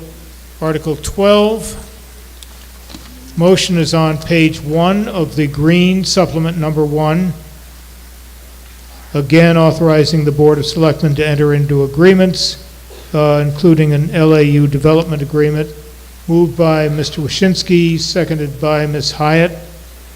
And there is no motion being offered under Article 13 for reasons that I'll be glad to explain if anyone's curious, but in any case, Article 13 is not before you. Article 14, again moved by Mr. Wyszynski, seconded by Ms. Hyatt, is on the yellow supplement, page 1, that the town authorized the selectmen to acquire the land known as the HBOD buffer area, et cetera, in the words of that motion. The vote required in that motion is 2/3, and also 2/3 vote is required under Article 10. So we'll have a single vote when we finally get to voting. Mr. Wyszynski has 15 minutes, and then I've allocated 15 minutes to the opponents of these articles. Mr. Wyszynski. Thank you, Mr. Moderator. Neil Wyszynski for unanimous Select Board. Hancock Village has been my life for the last year and a half. I've been eating, drinking, sleeping Hancock Village, or should I say, more recently, losing sleep over Hancock Village, and I don't even live near there. Attempts to further develop Hancock Village began over 9 years ago. It began with a committee and neighborhood process which failed. And then in 2011, the Neighborhood Conservation District was enacted by a town meeting over the objections of the property owner, Chestnut Hill Realty.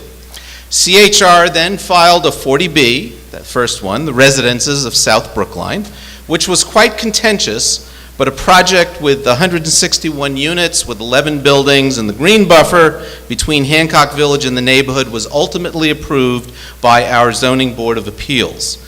The town and some abutters then sued a number of parties, including our own ZBA. CHR then filed a second 40B called Pudding Stone. After the second 40B was filed and some rulings were made in the lawsuit, it seemed to me that the time had come to try and see if we could come up with something better than the 40Bs and try to settle the case. Getting everyone in the same room, setting the right tone for success, keeping pent-up emotions at bay was quite a challenge. But somehow last November, we got to an agreement in principle. That is the so-called Memorandum of Agreement, or MOA. What we have before us tonight is the transformation of the MOA into the Hancock Village Master Plan, which has the following components: zoning, that's Article 10, a development agreement, that's Article 11, an affordable housing agreement, that's Article 12, a deed restriction, which was in Article 13, but is also in the development agreement, so Article 13 is superfluous, a gift of land, that's Article 14, and a modified neighborhood conservation district, which we may be talking about later. All this is to make sure that we actually get what we think we're getting. No surprises. And I must say, this is a package. It must go up or down as a package for this to work. A picture is worth 1,000 words, so I'm going to just turn around and please excuse my back to the audience so we can go for a little tour. Please, next slide. What you have here is the composite 40Bs. On the top is the first 40B that was approved. This is the Baker School, Beverly Road, Russet Road, and all this is the 40B that was approved, and the green space is pretty much obliterated between the neighborhood and Hancock Village. This here is the new 40B, which hasn't yet been approved. That's in process and has been stayed. Next slide, please. So this is an aerial view of the 40Bs, and you can see the buildings through the green belt. This is part of the 40B that was approved. This is the Pudding Stone over here. Next slide. So this is where we landed. The development pattern is very different. The green space is clear. No buildings on the green space. The development is pushed into Hancock Village, away from the neighborhood. Next slide, please. So now we're focusing on the green space. The Baker School is over here, Beverly Road. This is the green space for the 40B. So there's lots of buildings, lots of pavement. I thought we could do better than this. Next slide, please. This is where we landed. Yes, there's parking in the green space. It's pushed toward the edge of the green space, away from the neighborhood. This is the Baker School over here, Beverly Road, Independence Drive. All this land here is going to be deeded to the town. It will be permanently restricted from further development. Next slide, please. So this is the other side of Independence Drive. This is the 40B, 7 buildings, pretty much obliterating the entire green space. Next slide, please. This is the master plan green space. This piece of it is uninterrupted, and yes, there's parking here. The road here into the neighborhood is closed, and that was one of the big things that the neighborhood wanted. And yes, there's parking here going right down the middle of the green space, but the big get is that part of the green space. Next slide, please. So now we're going to be looking at some renderings, and this is showing, it's a little hard to see, the angle that you're going to be viewing. This is the Baker School, and now you're looking into the green space. Next slide, please. So this is what you would see with the 40B from the Baker School, a building. Next slide, please. This is what you'll see with the master plan, a playground built by the developer and donated to the town. Next slide, please. Now we're going to the other side of the Greenbelt. Now we're looking at Grassmere Road into the Greenbelt. Next slide, please. What you see is a building. Next slide, please. This is the master plan. This is the clear area of the Greenbelt. Next slide, please. Now we're looking at, this is called the Asheville Building. This is one of the large buildings that is going to be built. Next slide, please. And this is from the neighborhood. This is the 40B. So you can, the road is open, and this is going to be a major exit and entrance into Hancock Village. And you can see the building. Next slide, please. With the master plan, the road is closed, and the building is set back on a lower part of the site and is less obtrusive to the surrounding neighborhood. Next slide, please. Now we're changing views. We're looking at the so-called Sherman Building. This is the the largest building on the site. Next slide, please. This is the 40B. The 40B is tucked behind some existing townhouses. Next slide, please. This is the master plan. This is a bigger building, yes, but this is the furthest point away from the surrounding neighborhood, and that's where the biggest part of the development is taking place. Next slide, please. So this is the map of the master plan, and this is the overview, and I'm going to keep this up here as I continue speaking.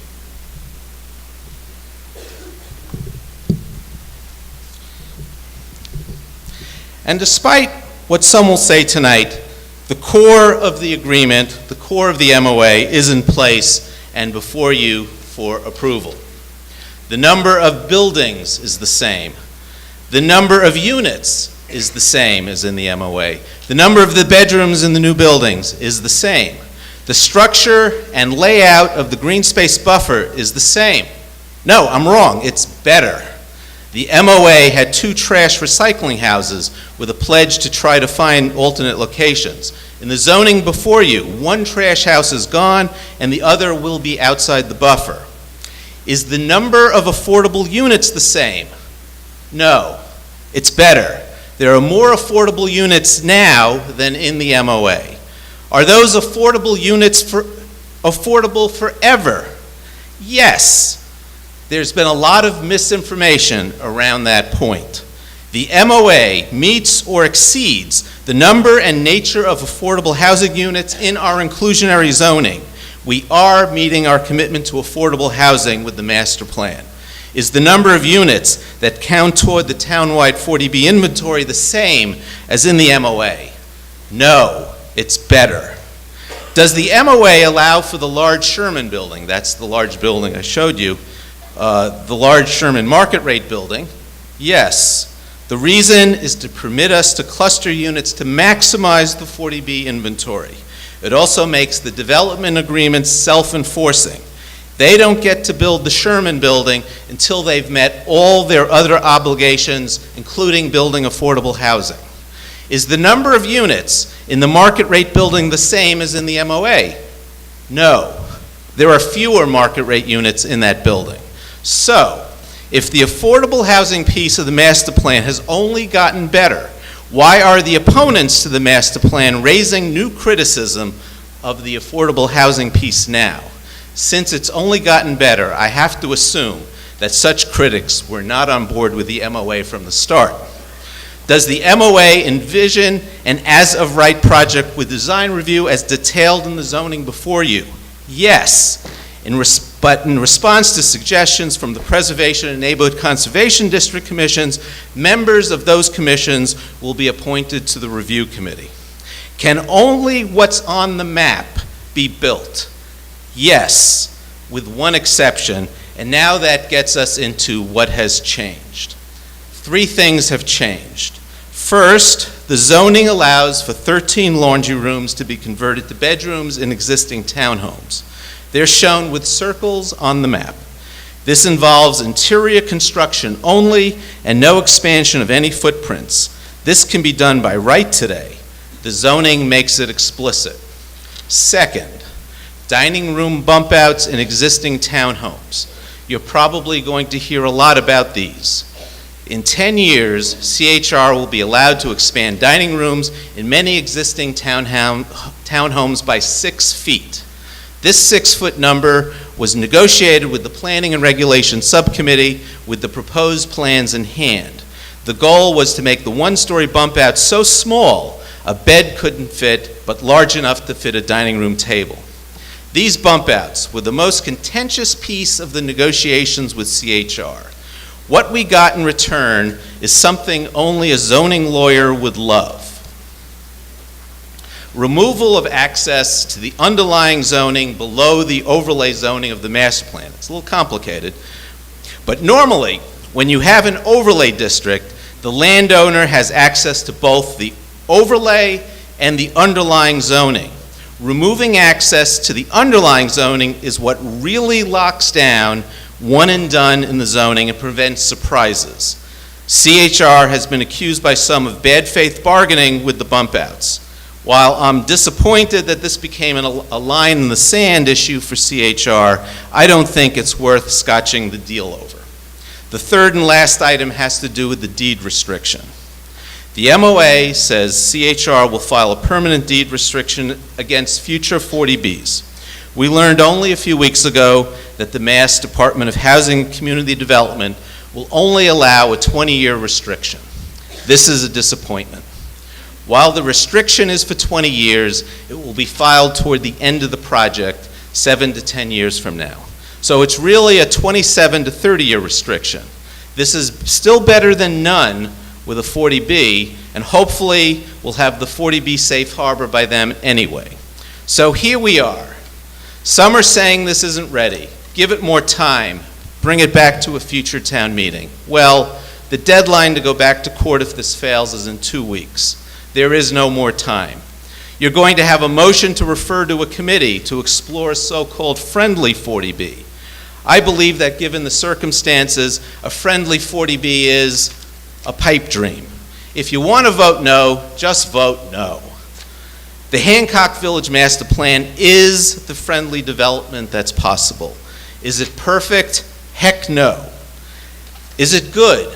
I believe yes. Is it better than the 40B? I believe heck yes. It's gone through and benefited the vetting process with boards and commissions. We've been responding to comments and making adjustments. The fact that we've been responsive is a sign the process is working. We've been at this for 9 years at Hancock Village. That's longer than the search for the site of the 9th school. It's time to finally say yes to something at Hancock Village. I'm in a very uncomfortable position up here. I stand before you as the chair of the select board when the entire Precinct 16 delegation is against the master plan. I'm doing this because I think the master plan is better for the town. Ken Lewis is going to present an economic impact analysis showing how much is at stake. I hope the debate will not be cold before we get to him. If we say yes, this is what we get. We can have certainty and begin planning. If we say no, the fight continues. I presume neighbors will be going back to court. I hope they're getting ready to write checks to lawyers. Litigation is risky with uncertain results. The town would have to reevaluate its position. I can't speak for the other select board members, but as of this moment, I am not supportive of continued litigation by the town. That said, as of now, I see 2 possible outcomes with a no vote. Next slide, please. This, the 40Bs. Next slide, please. Or this. Who knows? This is now in your hands. No vote is a gamble. and as you will hear from Mr. Lewis, a well over $100 million gamble. Las Vegas is the place for high-stakes gambling, not Brookline. A unanimous Select Board recommends favorable actions on Articles 10 through 14. Ms. Leichner?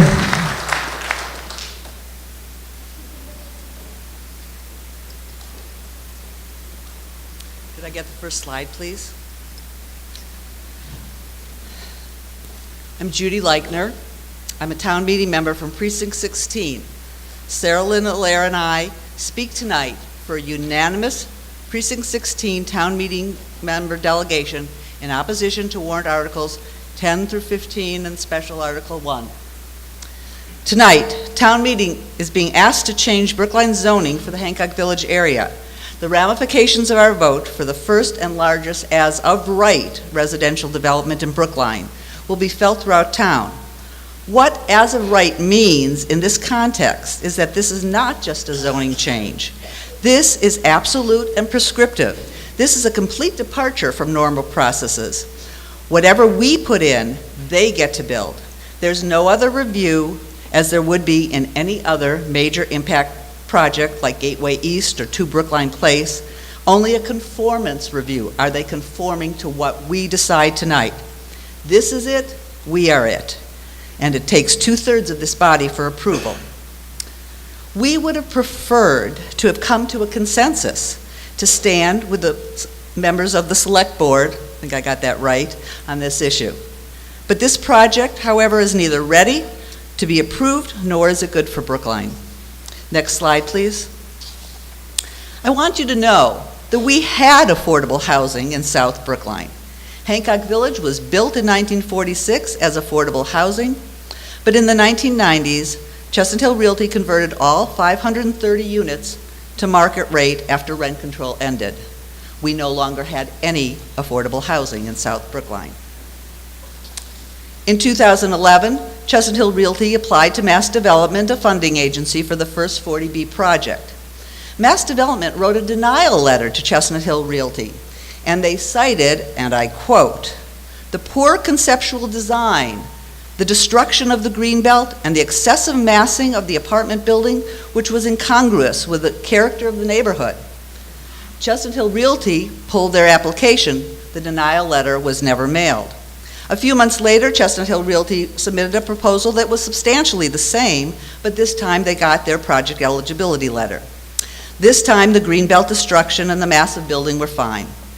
This 40B was approved by our ZBA in 2015, but the project was so problematic that the town decided to sue Chestnut Hill Realty, Mass Development, and our own ZBA, and they asked a group of neighbors. To join the suit.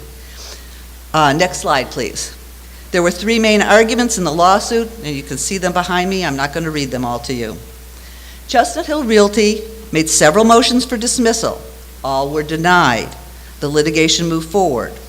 Awaiting trial, negotiations began. And contrary to what you may have heard, there were only 2 town meeting representatives who represented the neighborhood in those talks. Steve Commenti, who is a plaintiff in the litigation, is prohibited from speaking to you tonight, and Tom Galatano, who you will hear from later. All parties were required to sign a confidentiality agreement. Thus, the community and the wider public had no information about the discussions, and the town boards had no input until a plan was presented as a done deal. Next slide, please. So, why are Precinct 16 town meeting members, the people who know this best, unanimously opposed to the plan in these warrant articles? The fundamental promise of the memorandum of agreement was stated in public repeatedly. It was one and done. After this massive expansion, there'd be no more units, no more bedrooms, no more expansion at Hancock Village. One and done rested on 2 legal items, the development agreement itself and the deed restriction in perpetuity. However, despite vigorous objections by the town and by the neighborhood, Chestnut Hill Realty added more bedrooms and an extra 18,000 square feet of bump outs. They also called for the elimination of the Neighborhood Conservation District designation.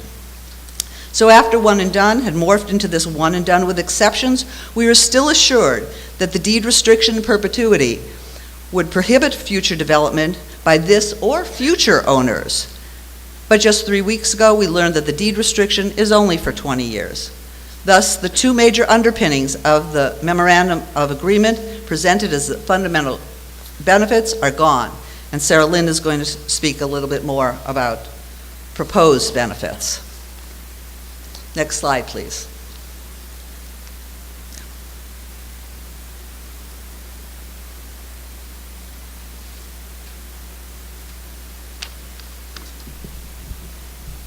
Good evening. I'm Sarah Lynn Allaire, Precinct 16. And as Judy said, I'm going to talk about two proposed master plan versus combined 40B benefits and show how the difference are considerably less substantial than suggested. The first benefit considers the number of bedrooms and related impact on the school population. The bedroom data in the Hancock Village chart in the supplemental materials reports that the master plan has 239 fewer bedrooms. However, this is a greatly inflated number.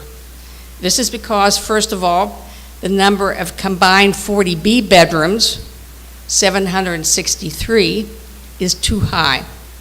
And that's because, as was said earlier, the pudding stone aspect of the 40B is not yet approved. And if it was approved, it is likely that the number of units in it, which is currently 226, would be reduced. This is mentioned in the Select Board report, where a reduction of 200 units is cited. The reduction in bedrooms is not known, but certainly at least 26 would be at least 26 fewer bedrooms. So a generous estimate of the combined 40B bedrooms is 737, not 763. Second of all, the number of master plan bedrooms cited in this chart, 546, is much too low. Chestnut Hill Realty has hidden bedrooms by adding rooms they call dens and lofts. And it's not just we who call these dens and lofts bedrooms. The school committee also considers dens and lofts as bedrooms when doing their enrollment projection studies. Next, as Judith said previously, Chestnut Hill Realty insisted on adding bedrooms, 13 to be exact, after they signed the original memorandum of agreement. The actual number of bedrooms then is 546 plus 75 plus 13 for a total of 634. The difference in the number of bedrooms between the two proposals thus is 737 minus 634, or 103, instead of 239. Next slide, please. Now, the number of bedrooms, of course, doesn't exactly equal the number of students. The school department does a much better job of predicting student enrollment, using a formula they have based on bedrooms and also type of units. The difference in their studies of the comparison between the number of students between master plan and the combined 40Bs is 95 students. So the benefit to the town gets in lower school enrollment is 95 and not somewhere around 239. The second proposed benefit concerns the green space buffer zone between Hancock Village and the abutting homeowners. Next slide, please.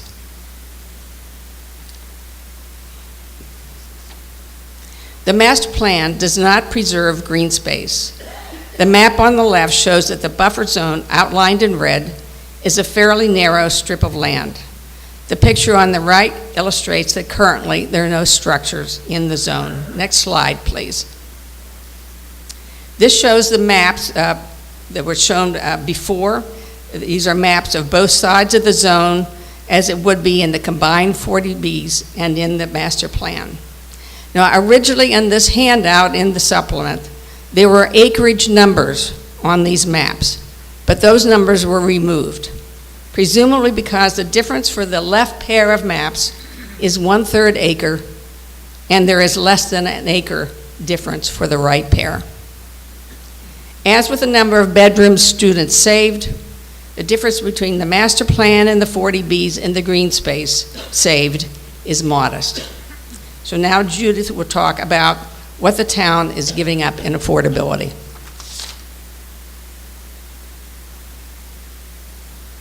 And I just want to mention that the green belt in either plan is going to be virtually destroyed. And our neighbors have told us in meetings, emails, and phone calls that the wider setbacks that they're getting, because there are wider setbacks, do not merit a project where the town gives up this much. And what is the town giving up? Way too much in the area of affordable housing. This massive development, 382 new apartments being added to the 530 apartments that already exist in Hancock Village, means a total of 912 apartments, and the town is getting much less affordable housing than equivalent 40Bs would provide. One of the most troubling aspects of this plan is that 22 actual affordable units that the town needs are sacrificed. Also, 239 units are going into the subsidized housing inventory, are not going into the subsidized housing inventory, or the 10%, as many understand it. Brookline will have to make up those units in other parts of town. And the affordable housing is also segregated. This plan permits 3 new apartment buildings. In one of the buildings, 25% of the units would be affordable. In the second, 75% are affordable. And yet the third building, which is the luxury 6-story building with the pool, has no affordable housing. It may be legal, but it's not in the spirit of the way we create affordable housing in Brookline. Let's make it clear to developers. If you want to use 40B as a tactic, we're going to hold you to the 20% 40B requirement. Next slide, please. Even if you like the development aspects of this proposal, you should be voting no action because these warrant articles aren't ready. We all need to be aware that town meeting has never been asked to approve a master plan for a project this size, one that's final and binding. Yet, the final warrant articles and the development plan were only finished last week after all the public hearings had already taken place. And town meeting members continue to find so-called errors about possible condo conversions or tennis courts that can be built. Irene Sharp will speak about more of these later, and you may have received a handout at the door pointing out some of those errors. We, town meeting, are responsible for exactly what can be built. We cannot afford to miss anything. Town meeting members must be sure that this agreement and future agreements in other parts of town are airtight in order to protect the town's interests. We owe it to ourselves and the town to get it right. Last slide, please. I just want to mention, as Neil did, that the referral would require that the litigation would have to move forward because it's not being done by agreement with CHR. So a referral is not, you need to make a decision because otherwise the litigation is going to have to go forward. You have heard proponents of the plan characterize voting no action as a gamble. We don't believe that. This is not a gamble, this is a choice. We're choosing to hold developers to their signed agreements. We're choosing to not allow 40B to be used as a tactic. We're choosing to demand more affordable housing, and we're choosing only to approve warrant articles that are ready. We, town meeting, can empower our town and neighborhood negotiators to get truly good projects for Brookline. A vote of no action doesn't mean nothing ever, and a vote of no action does not mean no development at Hancock Village. A vote of no action means that this is not ready and is not good enough for Brookline.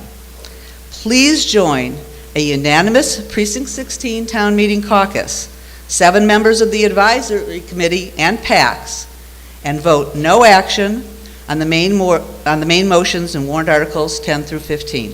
Thank you. Thank you, Ms. Hyatt.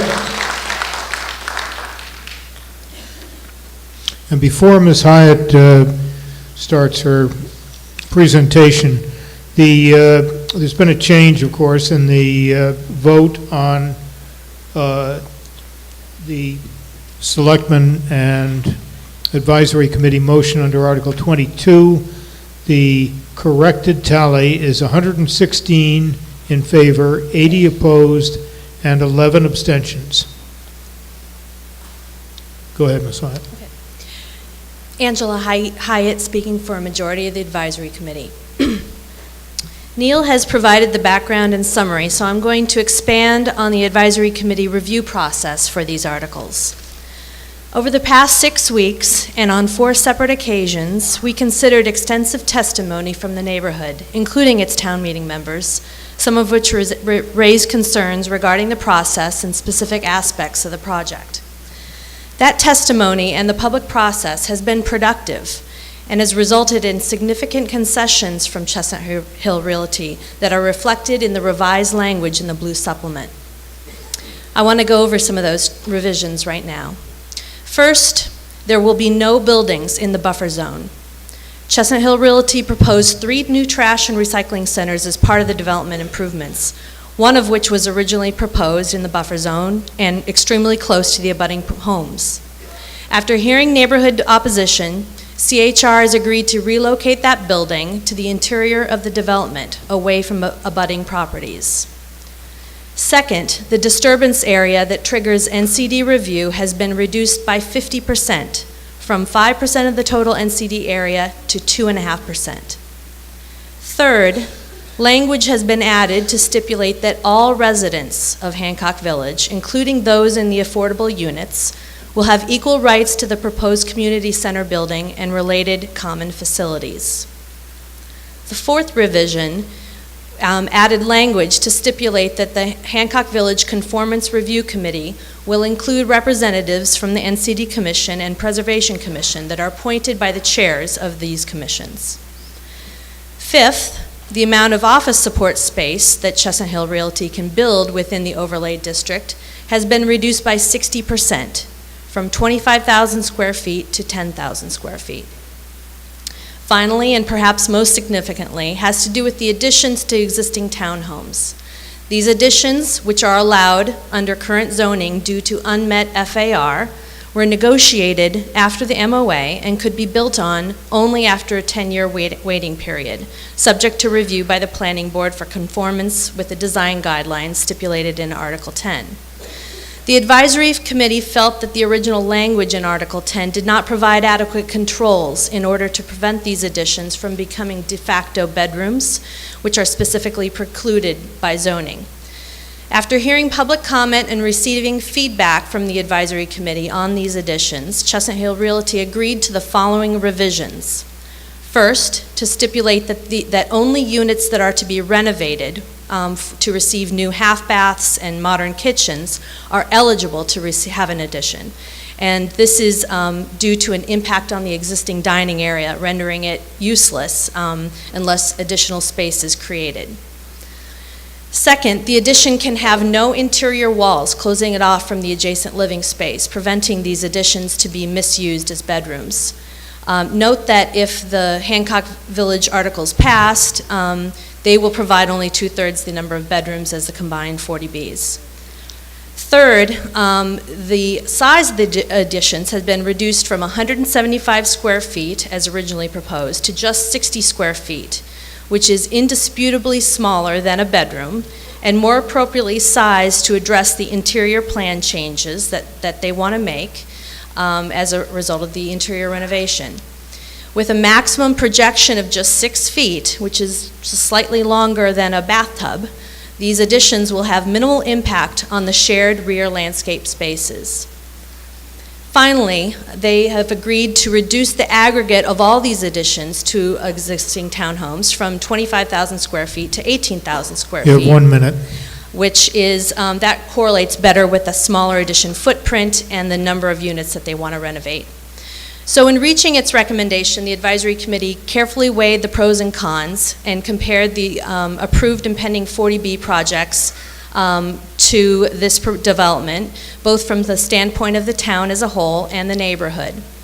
From the town's perspective, from the neighborhood's perspective, the benefits of these amendments, amended proposals are significant. And frankly, it's difficult to imagine a better outcome if these articles fail to pass. The town benefits are significant also, with reduced school costs, improved property tax revenue, and other public benefits. The advisory committee believes that the neighborhood, by opposing these articles and pinning its hopes on the ongoing litigation to prevent development, is taking a gamble that is fraught with risk. Therefore, a majority of the advisory committee believes that the revised proposal prevents the best possible outcome for the town as well as the Hancock Village neighbors. We considered both the Roberts and Leichner Sprints amendments, and both were overwhelmingly defeated. The advisory committee therefore recommends favorable action on Articles 10, 11, 12, and 14 as amended. Thank you. Thank you, Ms. Roberts. And Mr. Bors, would you come forward, please? Thank you, Mr. Moderator. My name is Susan Roberts. I'm a member of I'm a town meeting member from Precinct 2. I'm on the advisory committee, and I'm on the planning and regulatory subcommittee with Angela. I am also on the Select Board's Coolidge Corner Study Committee, which is at the moment studying the development of the Waldo Dorgan garage site at the corner of John and Pleasant Street, which is being proposed by Chestnut Hill Realty. I'm here tonight to propose an alternative to the adoption of the zoning amendment and a no action vote.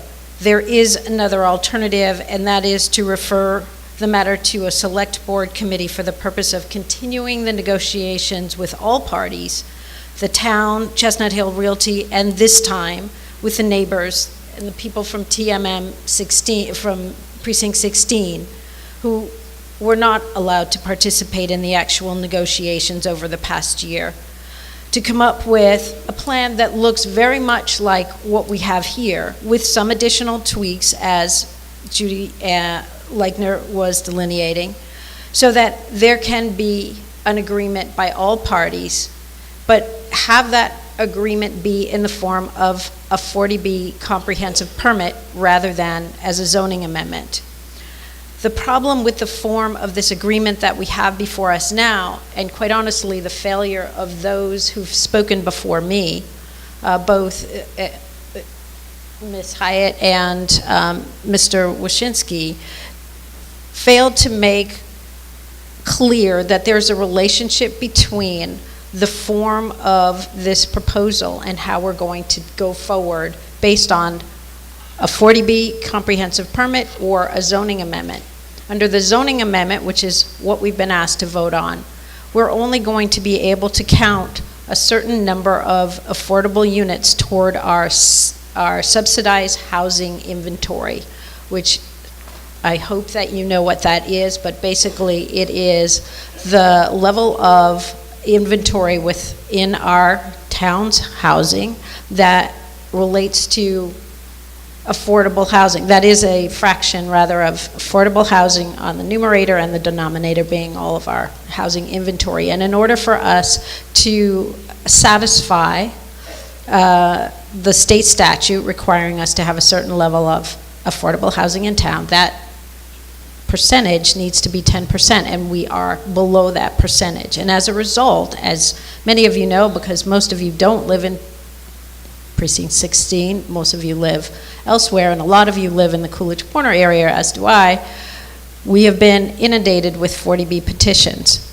And so by not having this agreement in the form of a 40B comprehensive permit, we are at a disadvantage, and so there is a significantly large number of units that is not going to be counted toward our SHRI, our subsidized housing inventory, with the result that we can approve these zoning articles, these warrant articles, and we can approve a zoning amendment.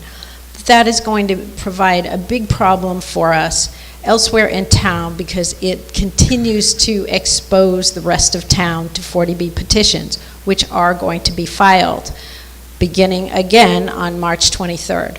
Plus, we already have a number of 40B petitions that are already in the so-called pipeline. To give you an idea, in the present configuration of what we have before us in the zoning article, there are going to be 382 units of housing that's going to be built. a certain percentage of that, about 15%, is going to be affordable. But under 40B regulations, we get to count all 382 units toward our subsidized housing inventory. Were we to be able to count those units, we would be over our 10% threshold as of today, and probably as of the next 3 to 6 months. That would mean that we would 1 minute. That would mean that we would be able to keep 40B at bay for a longer time and to allow us to develop the rest of town in accordance with our zoning bylaw rather than in accordance with 40B. In the event that my motion for referral to a selectmen's committee to negotiate basically this deal in the context of a 40B petition, in the event that that fails, I would ask that you vote no action. I was one of those on the advisory committee that voted no action, and I would say that you should do that as well, because in the event that we are not able to negotiate in good faith on a 40B comprehensive permit basis this deal, it would be better for us to have the 40Bs go forward and to be able to count those units within the context of the 40B. Thank you. Thank you, Mr. Bors. And Mr. Sullivan, would you come forward, please?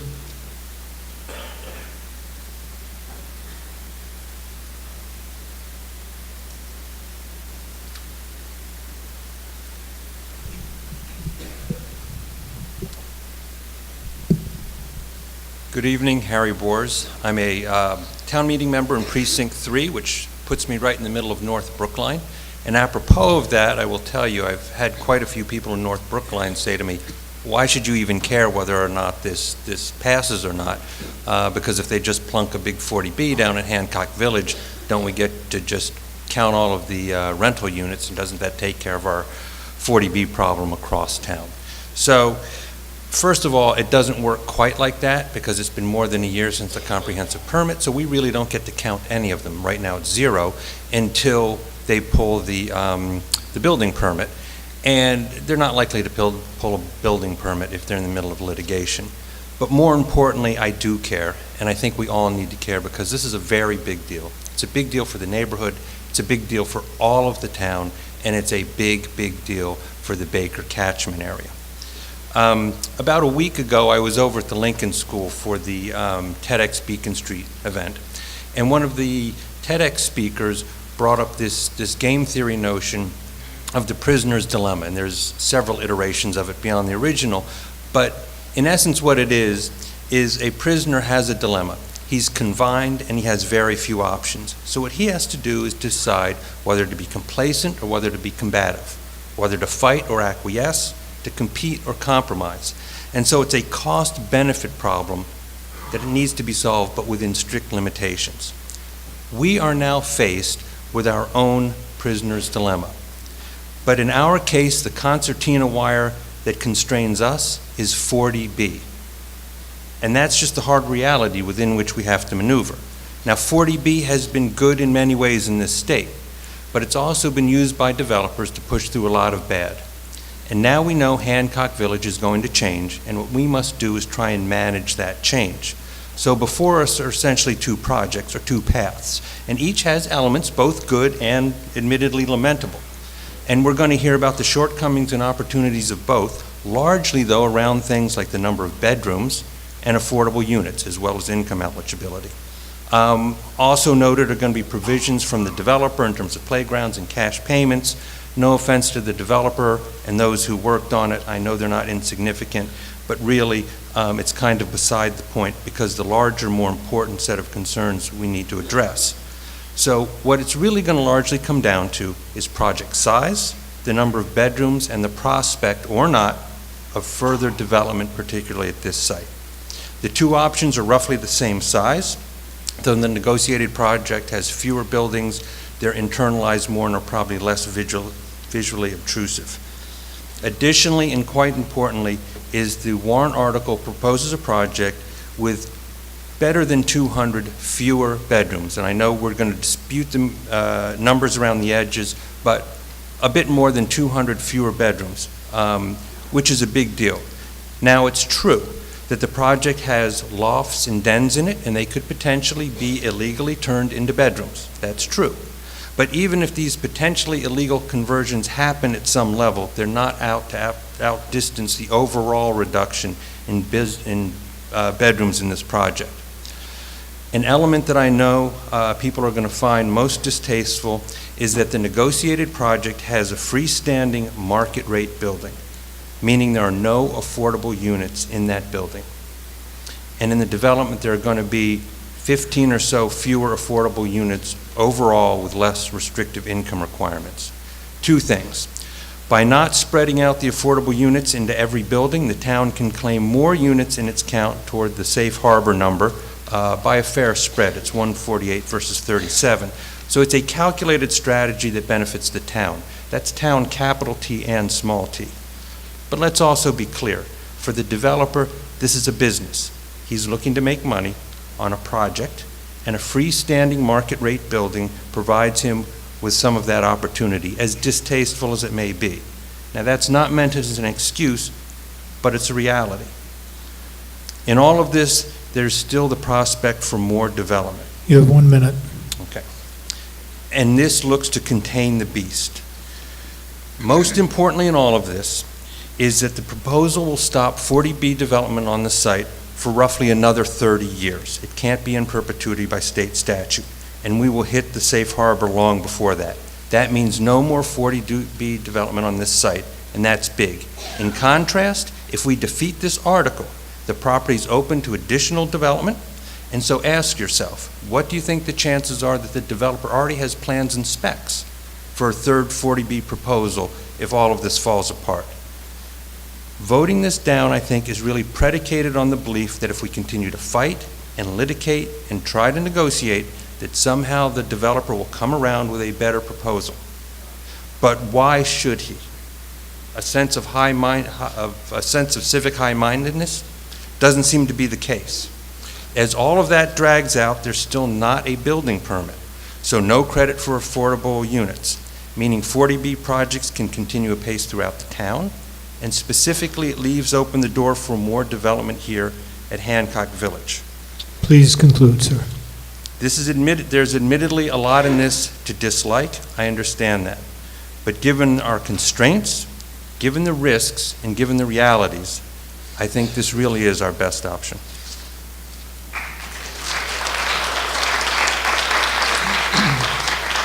Thank you. Just a minute, Mr. Sullivan. I'm not going to attempt to correct misstatements that anybody happens to make, and there are likely to be misstatements because it's a very complicated process and it's easy to misstate aspects of it. But I did hear Ms. Roberts say that nobody from Precinct 16 was on the negotiating team. My understanding is that there were 2 town meeting members from Precinct 16. Is that incorrect?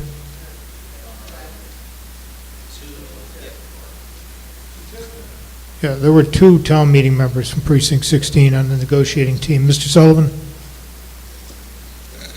Thank you.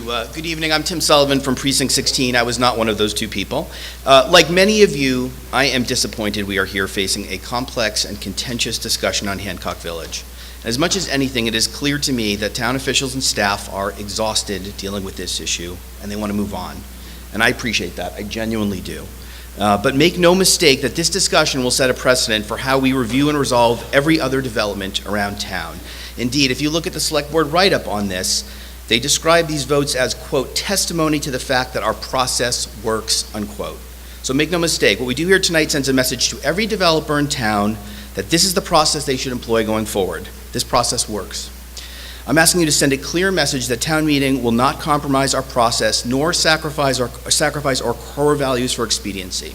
So let me first talk about process, because on at least 3 separate occasions over the last year, I have to say I was stunned that the reset button wasn't hit here. First, when Chestnut Hill Realty unilaterally changed the terms of the deal as a matter of going forward, and these were key changes. These were bump outs that I do think will operate as bedrooms. This was taking affordable units that were in the new development, that are in 100% accessible units, and putting them offsite into the townhomes, which are entirely inaccessible. These are gutting the NCDC. So this is simply not okay here, and it's not okay elsewhere. Second, the supporters of this article continue to talk about this as one and done. This was indeed the key selling point of this deal. Yet when we learned that one and done is really only 20 years, we shrugged and said, never mind, sort of a Gilda Radner moment for us. The single biggest benefit of this deal, which was certainty, turns out not to be true. And third and finally, this deal is not ready. As we sit here tonight, we don't have the deed restriction in front of us. This process has been riddled with last-minute changes that make it hard to know what we're voting on even now. And that's particularly important given the history of Hancock Village, where we thought this was going to be protected in perpetuity. So the details of this complicated transaction matter, but I don't want to lose track of the core principles at stake. There are a number of developments around town, and so this really defines how we're going to look at these. Are we going to let unilateral changes happen? Are we going to let key benefits disappear? Or when last-minute changes result in the chaotic nature of the vote that we're looking at, is that going to be okay? So that's what's at stake tonight before us. There's been talk about the risk of a no-action vote and the potential construction of the 240B developments, and I want to speak directly to that. Because you're going to hear that a no vote will result in the addition of 239 more bedrooms. That is simply not true as we took you through the math. The 75 dens and lofts that are part of this proposal will operate as bedrooms. And when you consider that one of the 40Bs has not been approved yet and will likely be reduced consistent with other 40Bs through the process, you're looking about 100 additional bedrooms between the proposed 40Bs and what's being offered tonight. And if you sort of use ratios around students, that's probably around 80 more students. So that's what's at stake here. So when people talk about the math, it's 80 students. It's about 100 more bedrooms. In the world of 40B, and I think this is really important, there is a safe harbor available where Brookline finds itself now, providing year-by-year control, provided we have enough production under our housing production plan. This safe harbor is going away in March. As a result, we wanted to get to what I think we should think of as a safer harbor, getting over 10% of our units counted on the SHI, or the state housing inventory. This will allow Brookline to control its future destiny with 40Bs, provided we can stay above 10%. And it is not uncommon for cities and towns to slip below 10% once they've been above it because of either market production or expiring use. So we should be aiming for what I think is the safest harbor, getting above 10% and staying there. So what we decide tonight will in fact impact that for the rest of town going forward, and it'll do it in a big way. A favorable action vote here will undoubtedly require more units in other parts of town to get us to a safer harbor or a safest harbor in the future. Can we really afford to build something this big with such a dramatic impact on our schools without coming close to maximizing the benefit to the town's affordable housing stock? You have 1 minute. Safe harbors. And not all affordable units are the same. The affordable housing units under the 40Bs provide deeply affordable housing at 50% of the area median income. This will allow for about 30% more affordable units for about half as much income. This will allow the single parent who works at Bertucci's or CVS right nearby to be able to live in town and send their kids to school. The need for these units are acute. When the Brookline Housing Authority opened the Dummer Street development, there were about 40 units. There were 2,000 applications for this kind of housing. So a no vote here not only stands for the creation of more affordable housing, but deeper affordable housing. And it substantially moves us towards a long-term safest harbor under 40B. A 40B development also comes with important protections people should know about. It's going to make sure that the affordable units stay affordable. It's a limited dividend to the owner. There's going to be oversight relative to the administration of that. So I'm going to close where I started. It is too bad we're here. In August, 13 of the 15 Precinct 16 town meeting members came together with what I thought was a very reasonable proposal for a path forward once Chestnut Hill Realty had put different things on the table. It's too bad we could not get there. And it's unfortunate we find ourselves here, but a no vote tonight sends a clear message about process, and a no vote tonight sends a clear message that the town cares about affordable housing. Thank you. Mr. Lewis and Mr. Garver, would you come forward, please?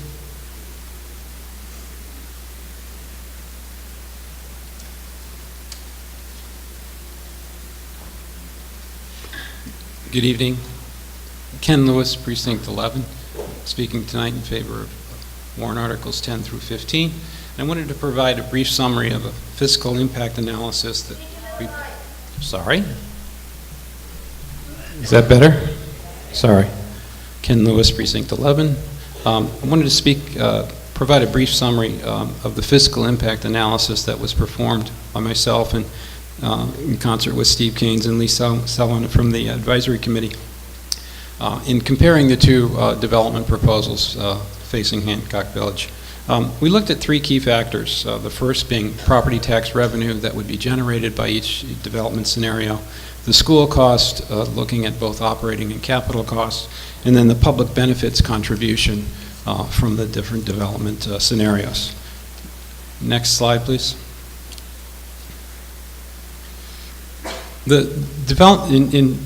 In projecting property tax revenue, we looked at quantifying the allocation of square footages by the different types of use for the two developments. As you can see, the HVOD master plan has substantially less square footage for the multifamily of about 53,000 square feet. Now, this is based on the fact that there's fewer units, 19 fewer units, and 228 lower bedroom counts. I have some more recent bedroom counts. There's a little bit difference in this has changed over time. But the overall project it has a bigger amount of square foot of new construction as it has a bigger parking garage and much bigger community space, which includes the community meeting room and a 10,000 square foot leasing and management building. Tax rates were established with working with Gary McCabe, the town assessor, for each of the different types of uses, and for multifamily, that's pretty simply put a 1% of market value based on our millage rates, and then a cost methodology for the common area buildings. The rental categories for the multifamily include the 4 levels, one of fair market rents, and then the 3 levels of the subsidized rent as set forth by the HUD standards for those average median income. Of course, as noted, the HVOD plan has affordable units at the 180% level, and the 40B has them at the 50% level. The conclusion of the analysis showed that there's a very modest difference between the two on the property tax basis. The projected annual tax revenue is, the difference is about $158,000 or 7% increased, or 7% higher number for the master plan. This is, of course, based on the fact that they're getting higher rents and have higher values for the multifamily space, but also that there's more parking and common area space that's included in the improvements. The difference, however, does have a more meaningful present value when considered the fact that these units will be around for at least, I used 60 years as an analysis, with a discount rate equal to the town's long-term cost of capital. Next slide, please. More school cost analysis was initially presented by Lee Sullivan at the Advisory Committee, and it focuses on projecting additional enrollment from the 40B project and compared to the master plan. The establishment of the estimate is based on the number of additional kids' rooms, which is all bedrooms above the 1 per unit. For the 40B, this is 370 kids' bedrooms versus the master plan of 164, so a difference of 209. Now, the existing ratio in Hancock Village of students per kid's bedroom is 1.05, which kind of makes sense, just a little more than 1 child per room. And then this results in the estimate of 220 additional school-age children. This is the number that really moves the needle in all the analysis, as you can imagine. The operating cost currently that Brookline pays for the school system is $146 million, and that, based on enrollment of 7,555 students, that averages out to about $19,400 per student. The system, as we know, painfully, is at full capacity, so that the marginal cost for each additional student would be high, approaching the average cost, and we used 85% as an assumption there. That generates an additional annual operating cost of $3.6 million. And translating this again back to a present value using the same assumptions, that's over $110 million. Additional capital costs would also be incurred by additional enrollment. The estimate of $106,000 per student was used based on an analysis of some of the preliminary work for the ninth school planning. So this would translate, again, based on the 220 additional students, into another $23 million of cost for additional facilities incurred by the town. Next slide, please. The public benefits analysis is a lot more straightforward. In the agreement with Chestnut Hill Realty, they would be required to provide 5 different components of public realm improvements, and the first being $1 million in cash, and then building a new playground, renovating the tennis courts at Baker School, installing traffic improvements at Independence Drive, including a traffic light at Sherman. Traffic lights are very expensive. And donating 3.5 acres to the town. The land donation valuation is based on a study that Gary McCabe did back in 2015, and we used $225,000 per acre in that assessment. So that totals $2.8 million, excluding the maintenance costs that they are committed to provide, and so that would easily round to over $3 million. So next slide, please. So the combined totals show a dramatic difference between the two options. The additional cost for 40B includes both the opportunity cost of lost revenue and the outlay of additional funds for schools. The projections are based on reasonable assumptions, and reasonable people can differ as to what their opinions are, including those that wish to count illegal use of dens as bedrooms. But it should be noted that tweaking the assumptions will not change the overall conclusion that the master plan is far superior to the 40B option in terms of the physical impact on the town. Let's not make a $100 million bet that a better plan will emerge from additional litigation. So therefore, I ask you to support warrant articles 10 through 15. Thank you. Thank you, Mr. Garver. And Ms. Hardebeck, would you come forward, please?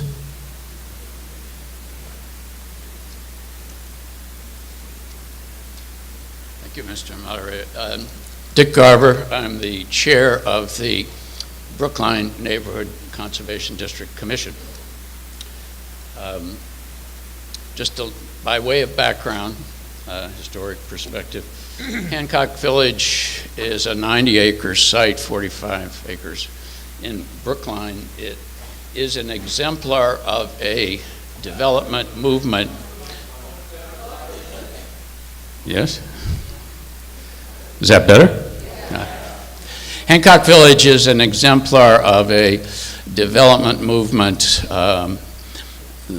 in the 30s and 40s in this country called Garden Village development. And the key to that is that the housing units and the landscape are integral, are integrated together. And in this case, you have townhouses built for returning GIs that are situated in a hierarchy of landscapes. They cluster around entranceways, all the doors on a common entranceway. To the rear, there are semi-private backyards which open onto shared open space, and then the site is traversed by public common areas. Because of these features, it's been deemed worthy of eligibility for the National Register District. In 2011, you all formed the Neighborhood Conservation District Commission and adopted the Hancock Village District. You were doing it mindful of a 40B proposal which was potentially incompatible with the site and which would have a major impact on schools. You gave the commission guidelines with which to review proposals, and they are unique in that they require us to look at both the landscape features and the building features of proposals. Now we have Articles 10, 14, 15, and 1. which encompass a deal which the town has developed to maximize the benefits out of development on the site by Chestnut Hill Realty. It tries to site the buildings more appropriately. It tries to reduce the impact on schools. It would deed over the buffer area with existing neighborhood as a permanent public park. It would improve the traffic circulation situation. It would contribute $1 million to the bottom line in Brookline. At the same time, it deteriorates the protections that you all established in 2011 for the site as a whole and alterations of the building and landscape. So the commission held 3 public meetings, well attended, particularly by the neighbors, to see what we thought about this. And we recognize that the protections that are in place now were reduced in 2 principal respects. Number one, you've heard about the additions, and we acknowledge that the advisory committee negotiated a reduction of those, but the review of those additions under the documents is left with the planning board rather than the Neighbor Conservation District Commission, which has a broader perspective than the guidelines that are in the document. You have 1 minute, sir. We would look at the landscape impacts as well as the appropriateness of the buildings. The second respect is that while it leaves the NCD in place, it eviscerates its purview. I'm not going to address that right now. If the motion passes, we will get to Article 1, and I'll comment at that point on the impacts of the deal on that.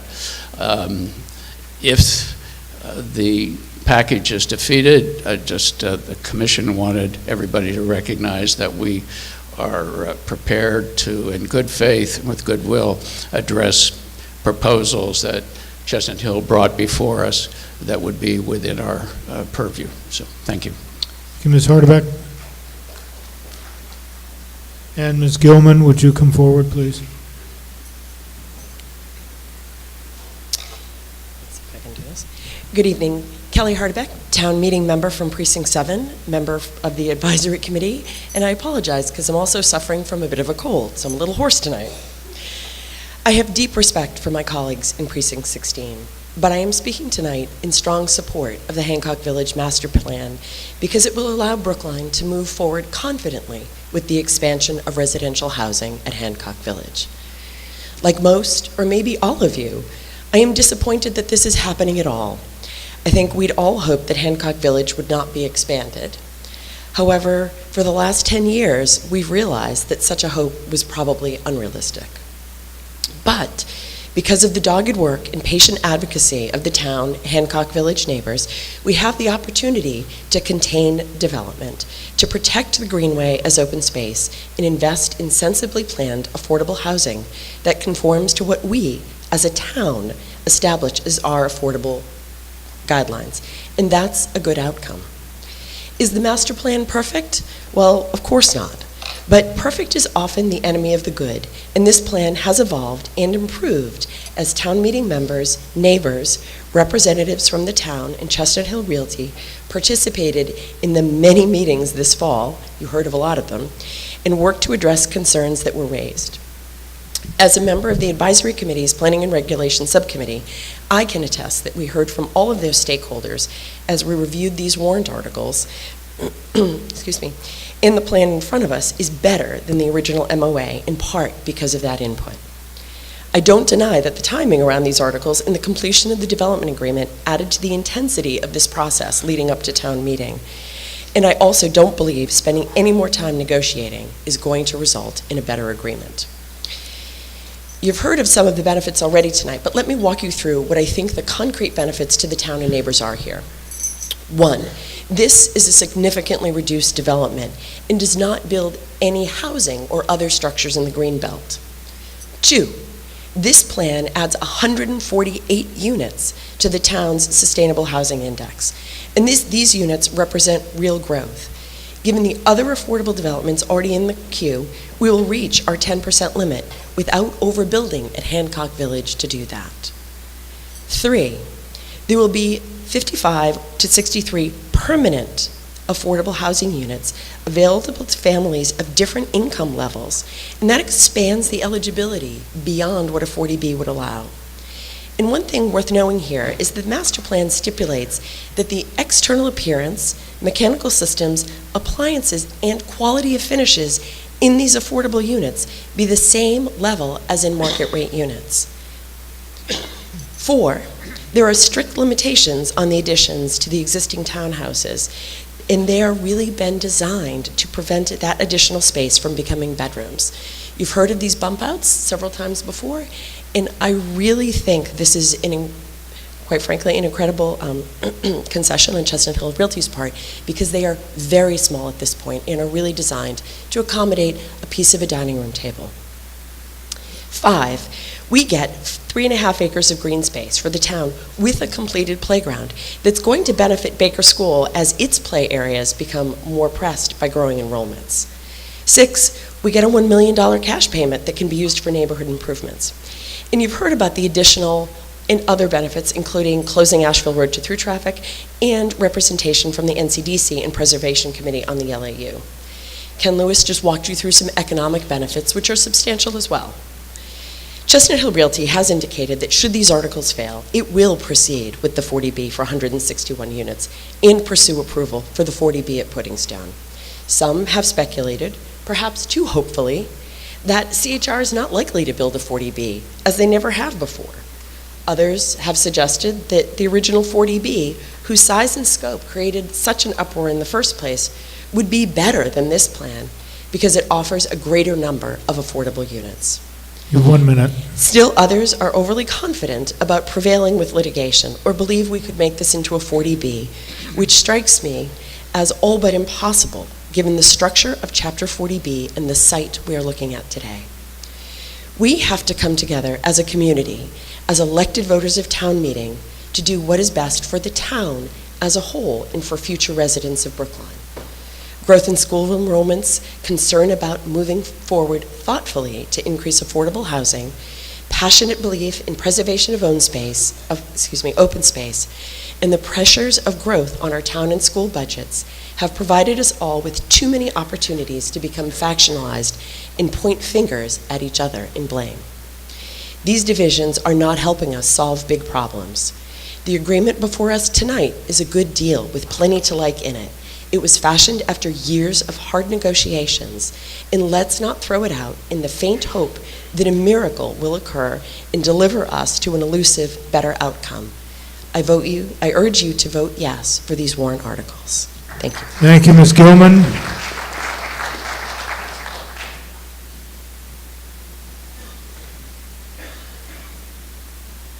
Jane Gilman, Precinct 3. Thank you, Mr. Moderator, and thank you, Mr. Wyszynski, for your efforts. I confess it's much too complicated for me. And one of the things that's complicated it for me is the flurry of paper.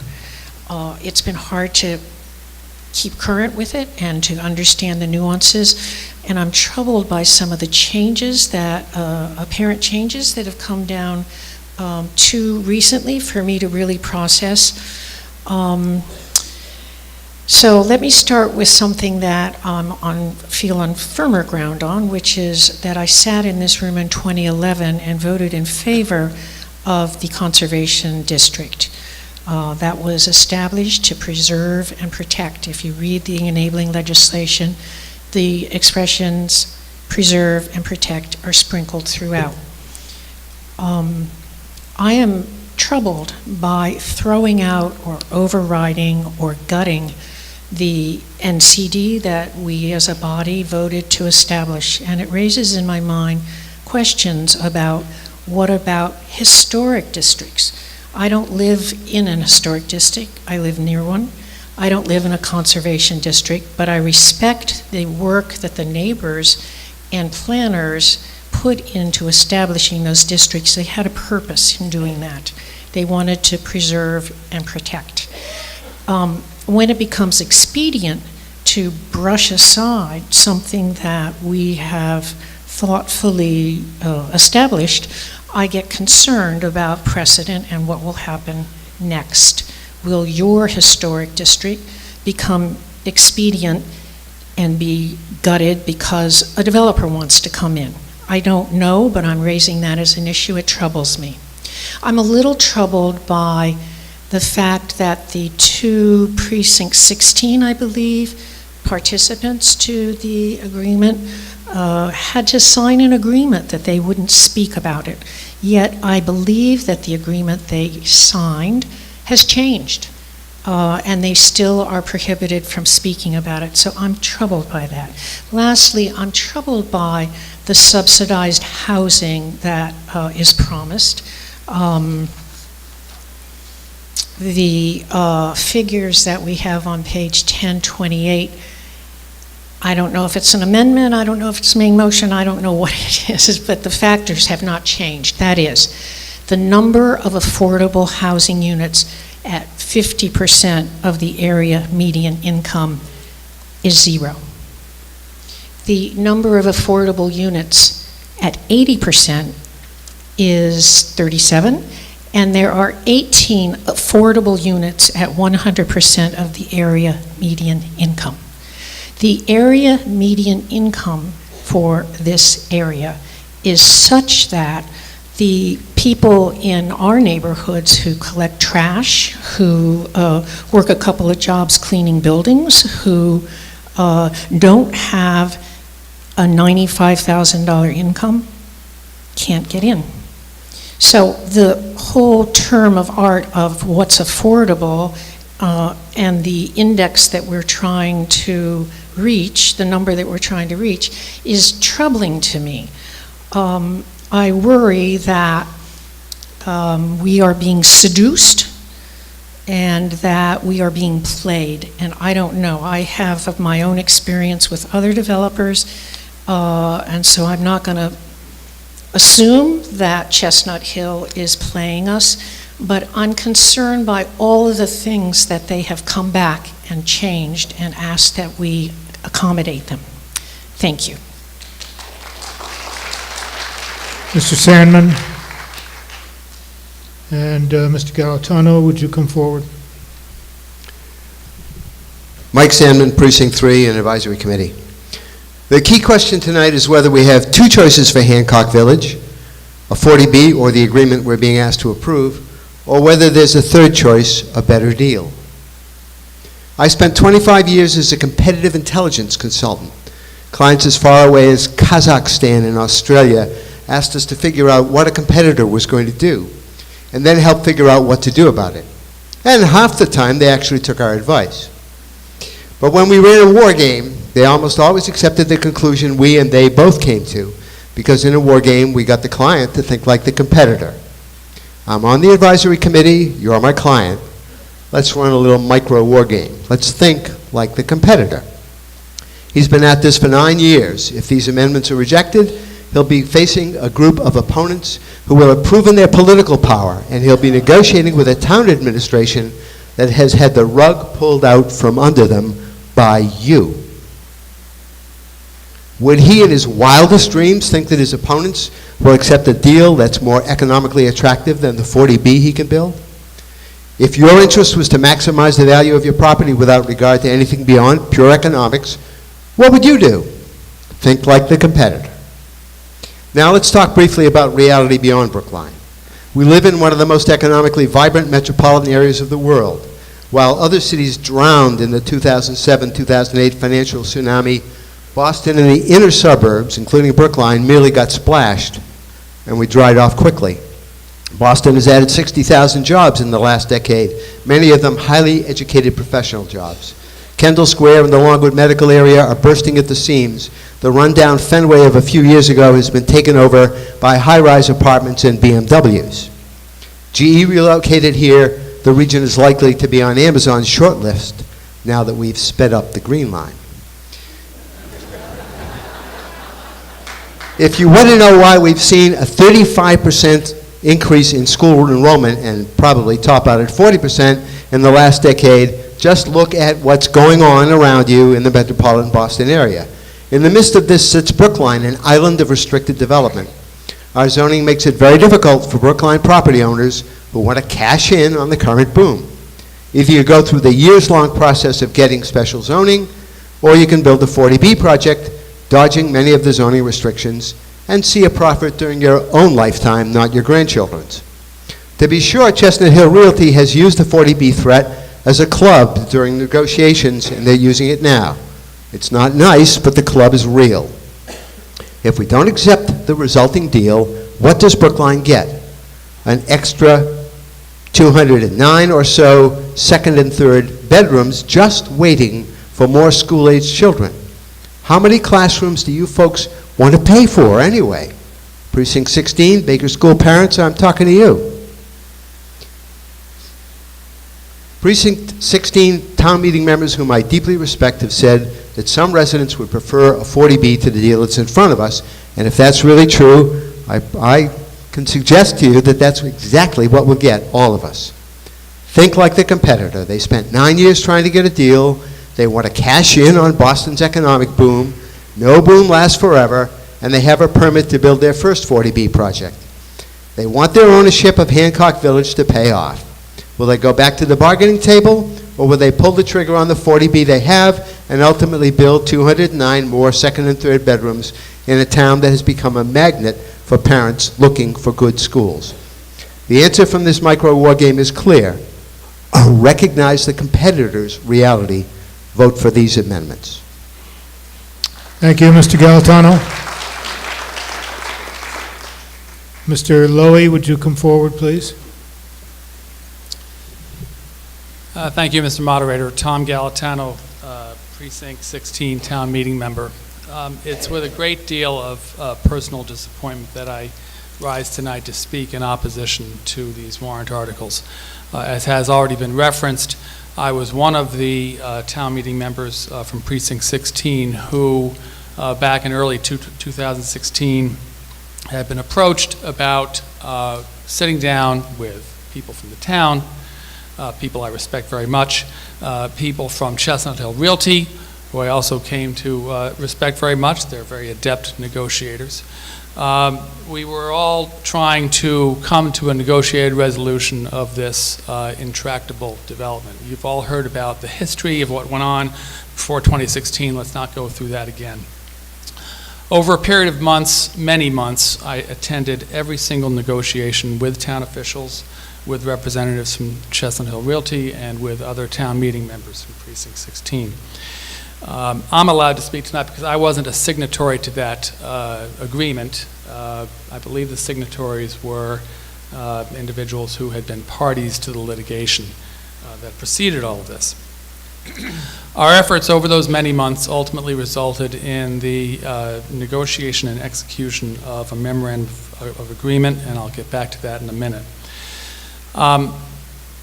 We all breathed a sigh of relief. I thought we were done, but I was mistaken about that. Sometime in the spring, I don't recall exactly when, it became apparent that certain very central aspects of the Memorandum of Understanding were now being disputed.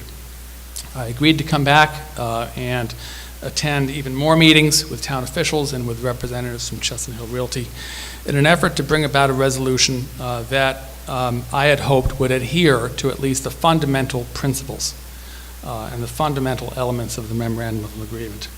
In my estimation, those efforts fell short, and here's why.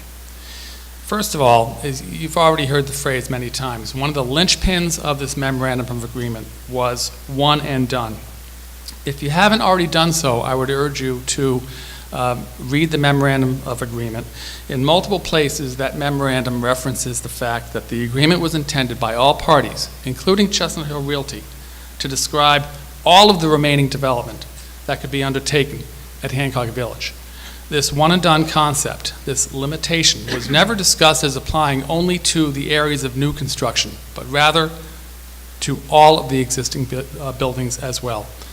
And as part of that bargain, Chestnut Hill Realty was agreeing to a lower bedroom count for the new construction areas. Now, fast forward to the spring of this year. I think it's an understatement to say that many of us were surprised to learn that Chestnut Hill Realty, in fact, had other expansion plans in mind, and evidently those expansion plans had already been in mind when we had spent those many months negotiating. They started out by insisting that they would convert 13 laundry rooms to bedrooms. I probably could have lived with that in the end run. In addition, they said they wanted to bump out existing units by a total of 25,000 square feet. At first, there were no limitations on the dimensions offered for those bump outs. Over time, when we pressed for an explanation, we were told those bump outs would be limited just to the first floor, and that they would be extending the common area space on those first floors. I objected to the bump outs then. I object to them today. One person's bump out is another person's bedroom. I don't know about all of you, but during my college years, I lived in smaller bedrooms than 6 by 10. I suspect many of you did as well. At 18,000 square feet, that's potentially another 300 bedrooms. That elusive 209 bedroom count that people are counting on, they're added right back in these bump outs, in my estimation. Necessity is the mother of invention. Get a good tension curtain rod and a curtain, and people will be sleeping in those bump outs. You have 1 minute. Thank you. Just as important, in my estimation, the time for Chestnut Hill Realty to have alerted the town and the neighborhood of their plan to expand the existing townhomes was last year when we were deciding what one and done meant. There's been reference to the deed restriction. I have a concern about section 1.2 of the development agreement, and I would ask a question of town council or whoever else can answer this question. In section 1.2 of the development agreement, it says that if all the town meeting articles are not adopted as set forth in the warrant for these articles, the agreement shall be null and void. Tonight we're learning Article 13 is out. So if Article 13 is out and these warrant articles pass, but that doesn't pass, then what happens to the section 1.2? I think that needs to be answered. I would personally benefit from this all going forward. I'd like nothing better than less traffic on my street, Bonad Road.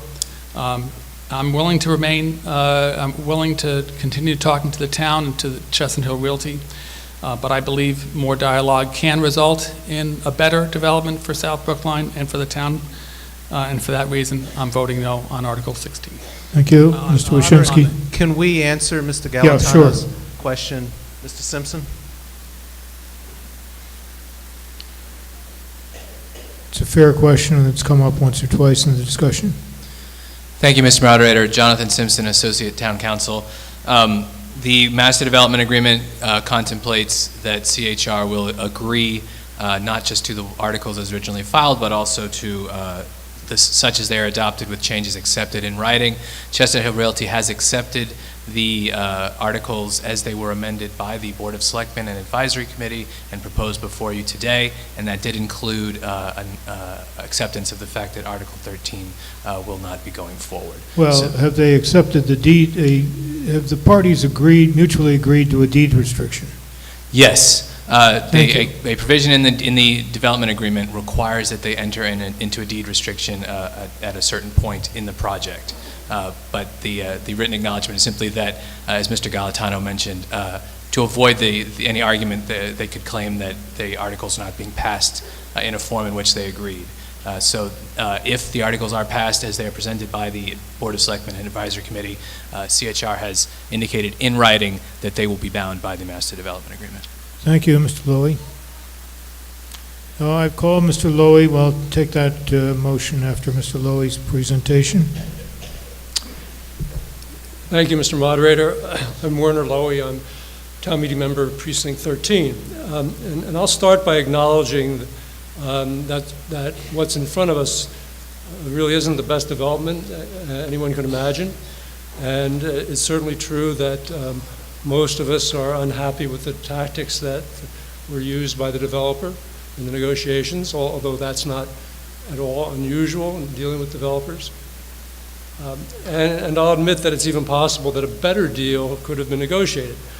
But despite that, I'm convinced that Neil Wyshynski and the people who worked with him have gone to extraordinary lengths here, and that the deal that they've negotiated is reasonable. In addition, I worked with Chapter 40B for 25 years, and I've seen a lot of 40B litigation. And if this goes the litigation route, because this compromise isn't approved, I see real problems down the road. I think the final result is likely to be worse for everyone. But what's most important to me is that people have said that they're concerned that somehow this compromise will set a bad precedent.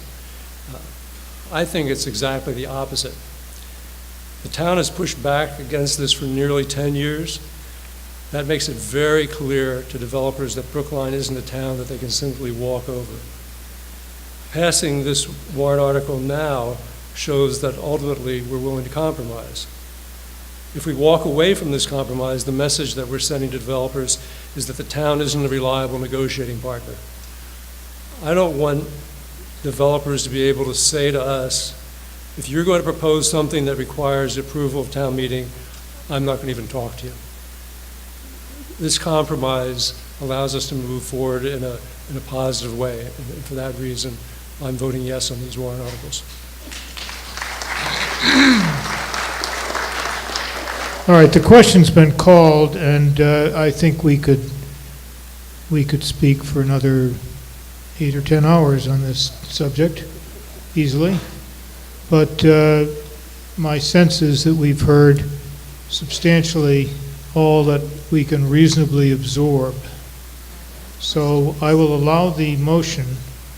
I have the following speakers signed up to speak in favor. Just Mr. Levitan. The following have signed up to speak against these articles: Ms. Scharf, Mr. Safer, Mr. Spritz, and Ms. Jonas. You see who's at the microphones. Against that background, those in favor of calling the question terminating debate, please raise your hands. Those opposed? We'll have an electronic vote. This is Article 10, motion for the question.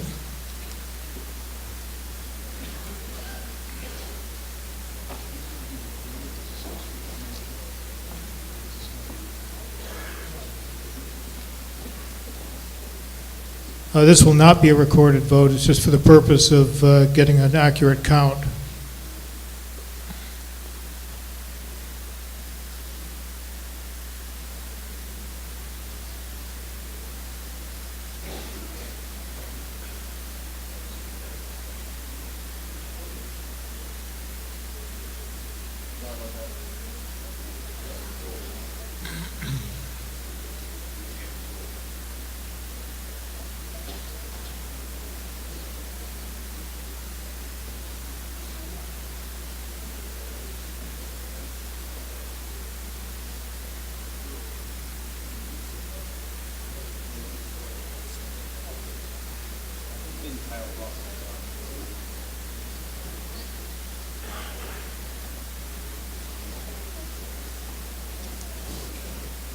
Okay, you can vote at any time.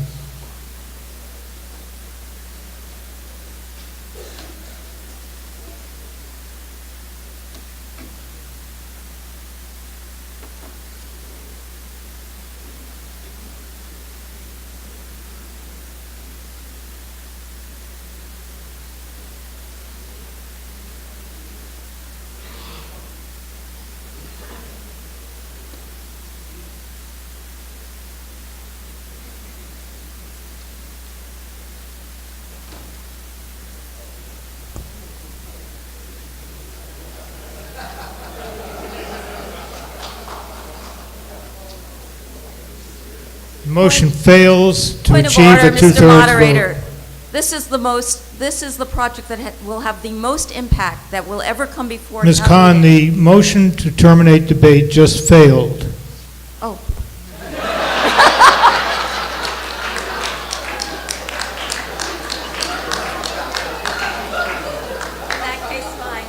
Ms. Scharf? Ms. Scharf and, is Ms. Scharf in the hall? Is Linda Hamlin here?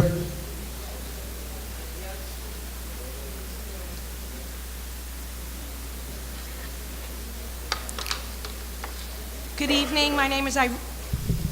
Is that better? Yep. My name is Irene Scharf, Precinct 16 Town Meeting Member, asking you to join a unanimous Precinct 16 delegation and vote no action on these articles. Because Article 10 proposes the largest as-of-right development in Brookline's history and will be reviewed solely based on conformance to the Warren article, it must be airtight to limit development to what was envisioned. How confident are you that this Warren article, only available in final form the weekend before town meeting, has been fully vetted and reviewed? No committee reviewed it in final form, and changes that were promised in the final draft have vanished. In this regard, I'd like to raise several outstanding issues. Note that more than a year following the beginning of active negotiations, there remain significant questions about these articles. A prime example of these shortcomings is the deed. You may ask, what deed exactly? That document, without whose recording the promises written are not guaranteed, was omitted from this weekend's mailing, an omission we cannot ignore. There remain many other questions of particular concern. Some might call them loopholes. I'll note only a few. First, is this a rental apartment development or a condo project? During the meetings over the past 2 months that I either attended or were informed of, no one disclosed that these articles might actually be creating condominiums. I think the townspeople, and even I believe our representatives, have all thought that they were evaluating a rental project. Yet, if you want to look on page 1 of your supplement or in the handout, yet in defining affordable units, the phrase rent or sale is used in footnote 2 of the chart on page 9, and in referring to the town's system for choosing residents, the phrase selecting buyers or rentals appears on page 10, paragraph 4E. The same references appear at pages 28 and 29. I believe this was pointed out at an advisory committee meeting in early November. The people there were told it was a typo and would be removed. It wasn't. So are we being asked to approve condominiums? If the answer we get is no, then why do these phrases continue to appear in the Warren article more than once? Significantly, I think, it's not my expertise, that if these units are sold, all the units will be eliminated from the SHI. Next, parking, a considerable issue in the negotiations, I've been told. Paragraph 6B on page 17 in the supplement 1 indicates that, quote, parking locations shall be shown as on the master plan. Yet paragraph 6H, page 18, permits waivers by the Conformance Review Committee. And under section 5.06, 4K 12G, page 23, waivers are permitted in essence of any requirement except the numbers of parking under certain conditions. All of us can see that that's a pretty big loophole. So as a result of these sections, placement of parking spaces shown on the master development plan, which is supposed to be a visual promise of the details of this project, can easily be waived. Even the footprints of the buildings can change.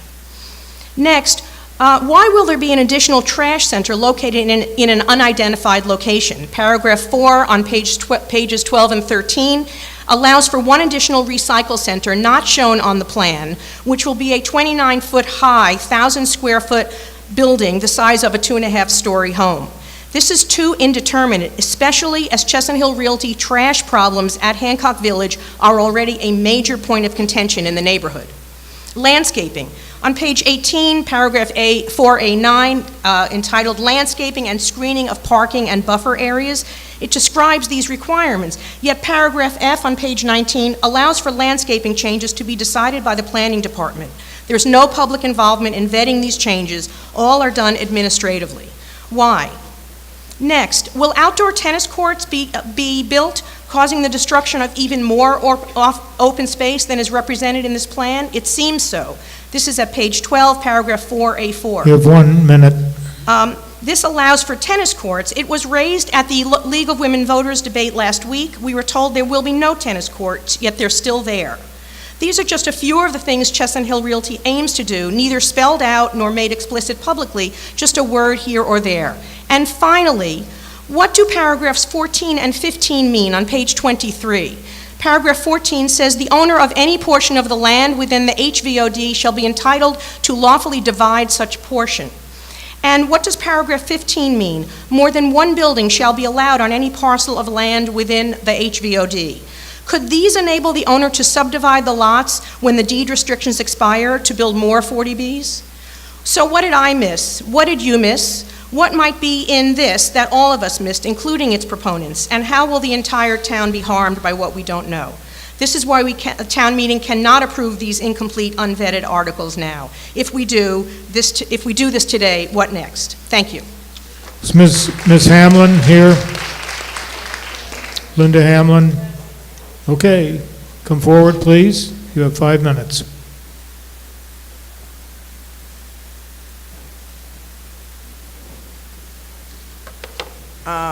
I'm usually at the end, Will you begin with your name and so forth?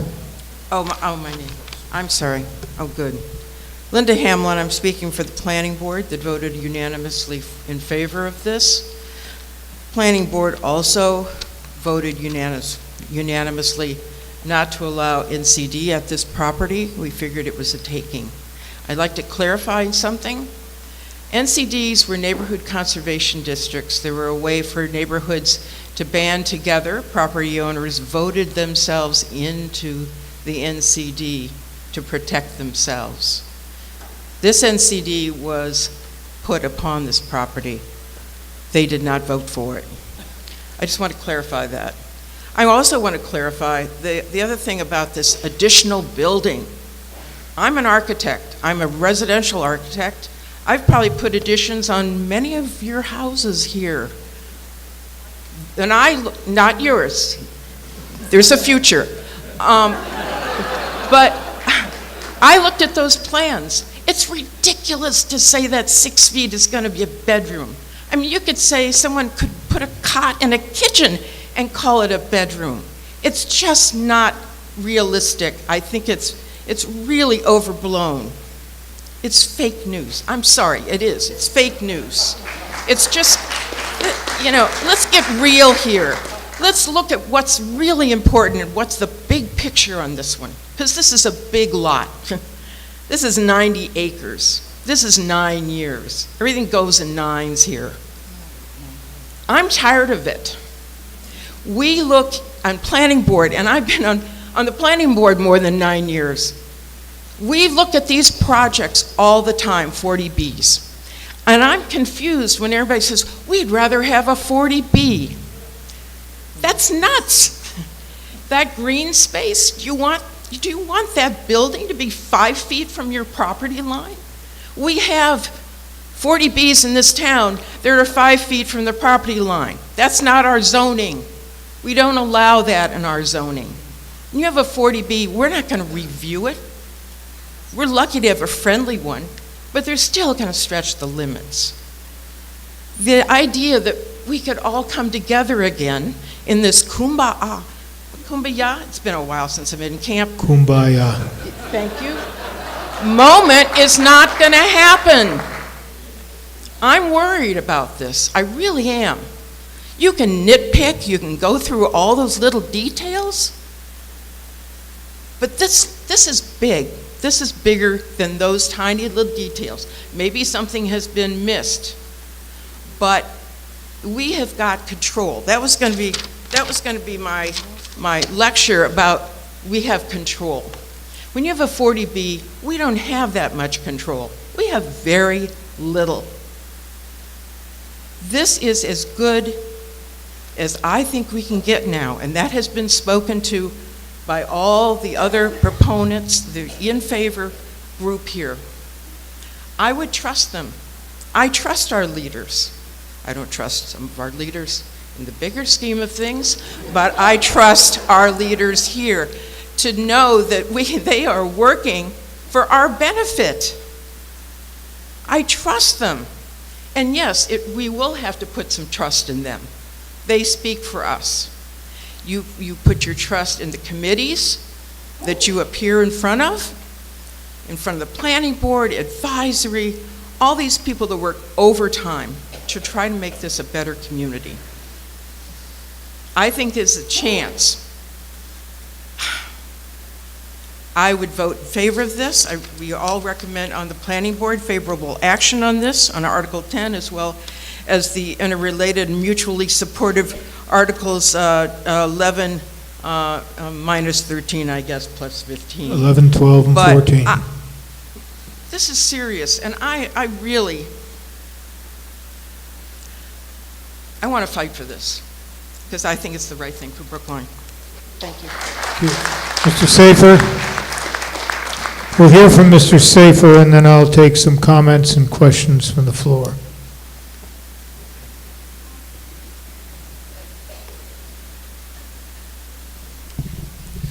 Josh Safer, Precinct 16, also still your chairman of the Transportation Board, but I'm not speaking for the Transportation Board today because in the rushed and exhausting process, and I get that one of my favorite board of select people is exhausted, we haven't actually, this hasn't yet come before us. And you notice that we're discussing bedrooms and not traffic changes, even though there's substantial conversation on that subject. And part of the reason for this is this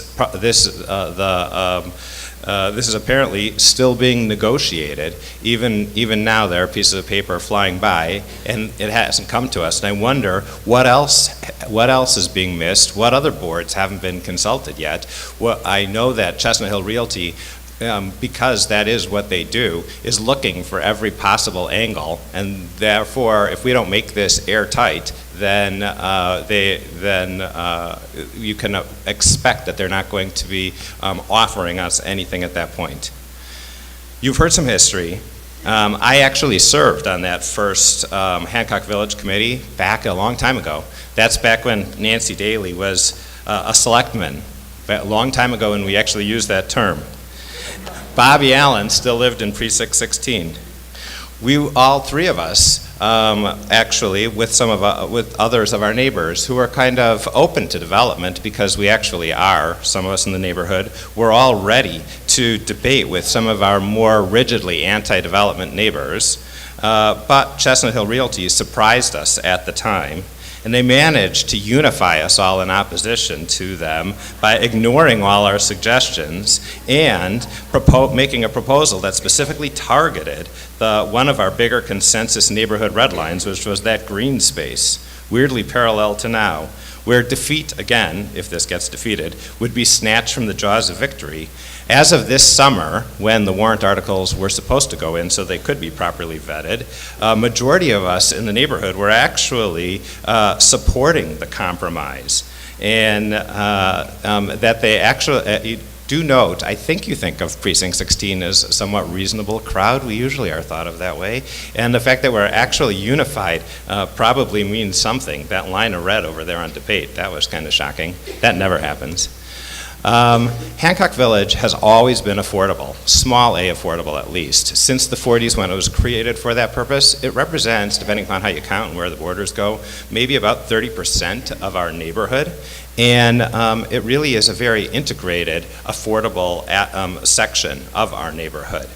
There are kind of two schools of thought among the neighbors here. There's, in terms of, not so much two schools of thought, but two priorities, two competing priorities. One is looking at that green space, and the other is that affordable housing piece, which is that huge component of Hancock Village.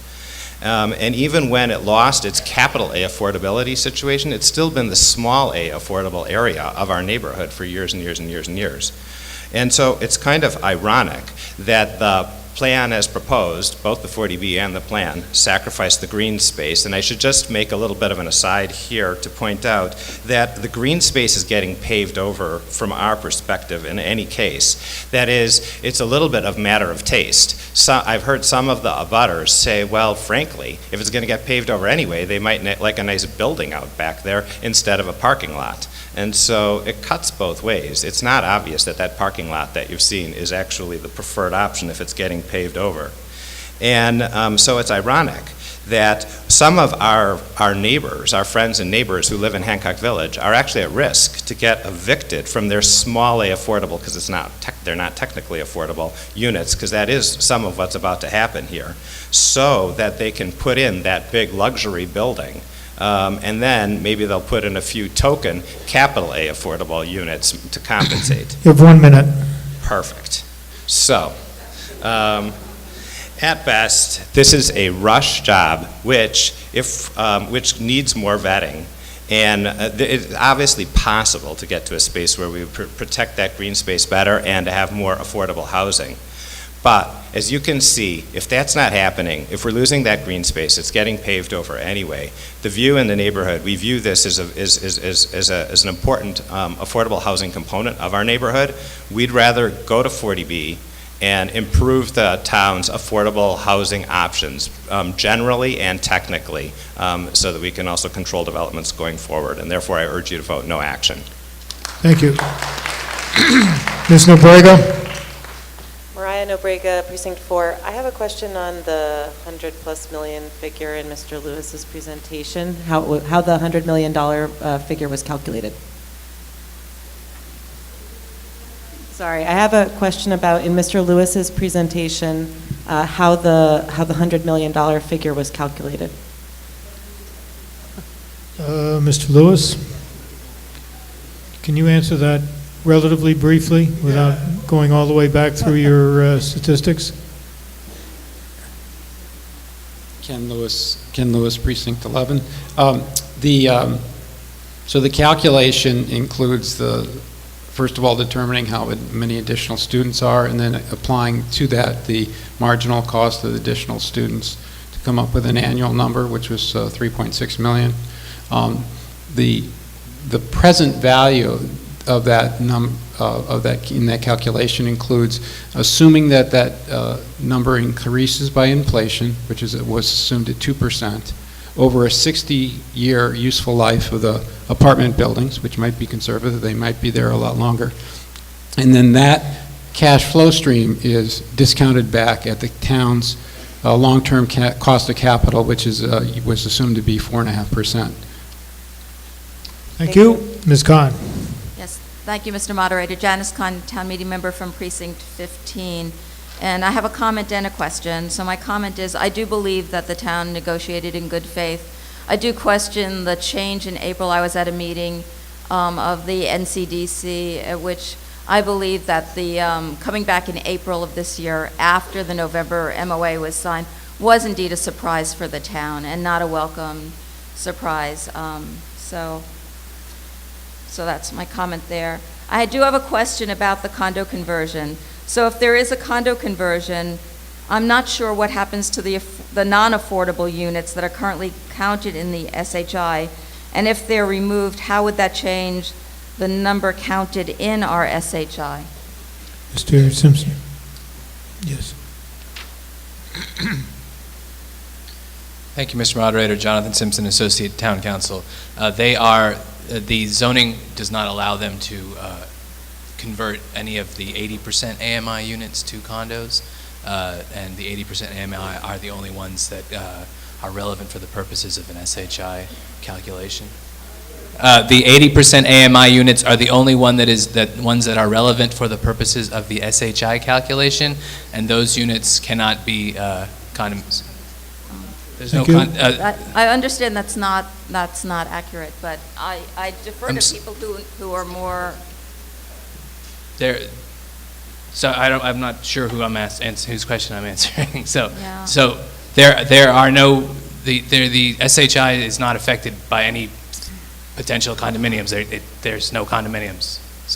So you're saying, just clarification, so you're saying that the two buildings that will have affordable units in them, none of those units in the two buildings can be condos. No, they're all and they're there all are no rentals. other affordable units in this development at all? You know, according to the agreement that you've made with the town, no? I'm sorry. My understanding is that some of if they elect to switch the 100% AMI units to the pre-existing townhouses, Those have a variety of ownership structures. Some of them, I believe, may already be condos. Oh, okay, so no condos. So Thank you. Thank you. Mr. Roder, point of information. I'm Tim Sullivan. Until yesterday, I was the executive director of Mass Housing. In a condo development in 40B, generally the market units are not counted in the SHI. And I'm not sure if that's a question was, but that's if you have a market unit in a 40B, that's a condo development for sale. Generally, the market units don't count in the SHI, unlike a rental where all of the units count. So I think that was not an accurate answer.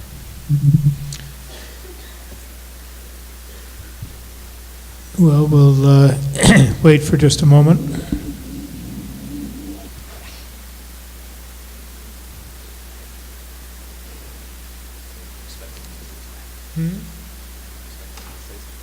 Yeah. Did you hear the question?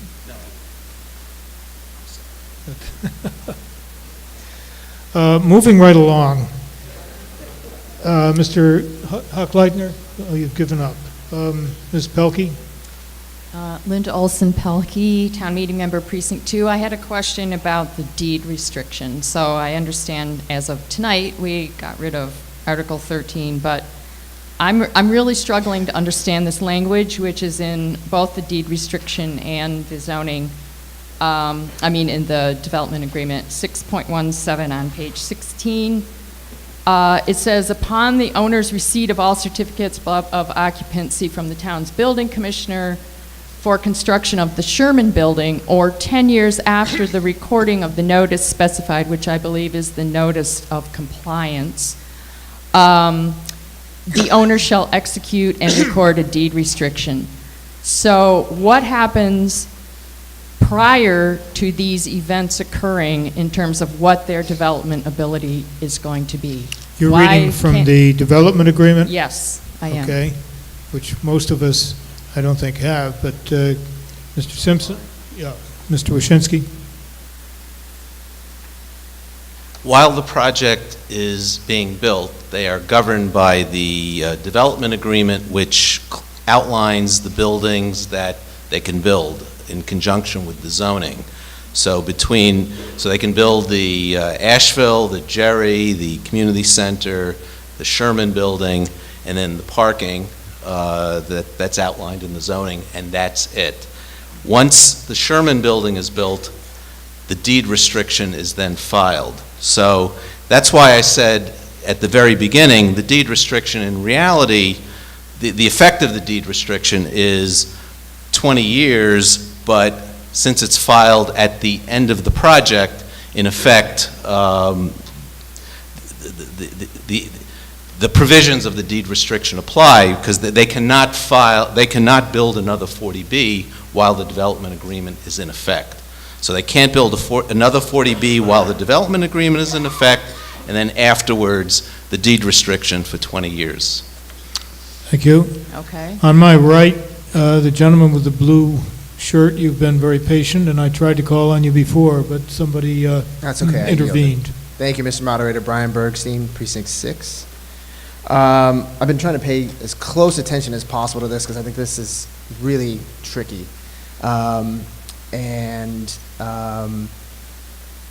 I want to thank, actually, Mr. Wyszynski for all the work he and other members of the Select Board have put into trying to do what's right for the whole town here, which is hard, obviously.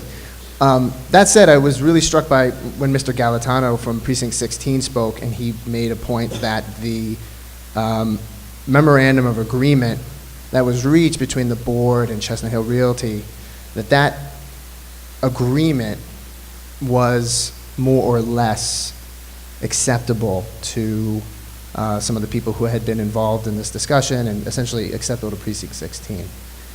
And so the question is, I do understand, of course, that the developer in a situation like this is holding a pretty strong hand because of what 40B sort of does to strengthen their hand. But that said, there's this kind of slippage between the terms of that MOA and what's now in this master plan before us is a little bit hard to reconcile. So I'm wondering if there's a succinct answer for why so many of those terms changed, And then also, to the point that I think it was Susan Roberts from the advisory committee raised earlier, that there is another option here, which is to refer this to further negotiations. Why couldn't further negotiations try to get us back closer to the terms that were in that MOA and were at least more appealing to members of Precinct 16? Mr. Waschinsky? Thank you. As I said in my opening remarks, there were 3 areas that I'm aware of that the MOA is changed. So one is the bedrooms in the laundry rooms, and that was a surprise, and I wasn't pleased.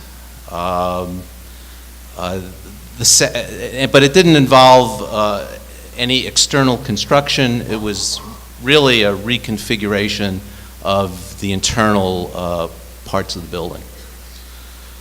The other one, frankly, the bump outs, I was pissed. And we negotiated, trying to limit them. We got an assist from the town meeting members in 16, getting them down. And then we got another assist from the advisory committee, getting them down even more. So then, I guess the question is, do you scotch the deal over it? Is it so big, do you scotch the deal? And then I made a decision that I didn't think it was big enough to scotch the deal, and we should bring it to town meeting, and you decide whether it's big enough to scotch the deal. The deed restriction, that's the third thing, that one was outside of our control. We showed the deal to DHCD back in February. They actually made some comments on how some of the paperwork should be structured. They saw the requirement for the permanent deed restriction. I guess back then it didn't register.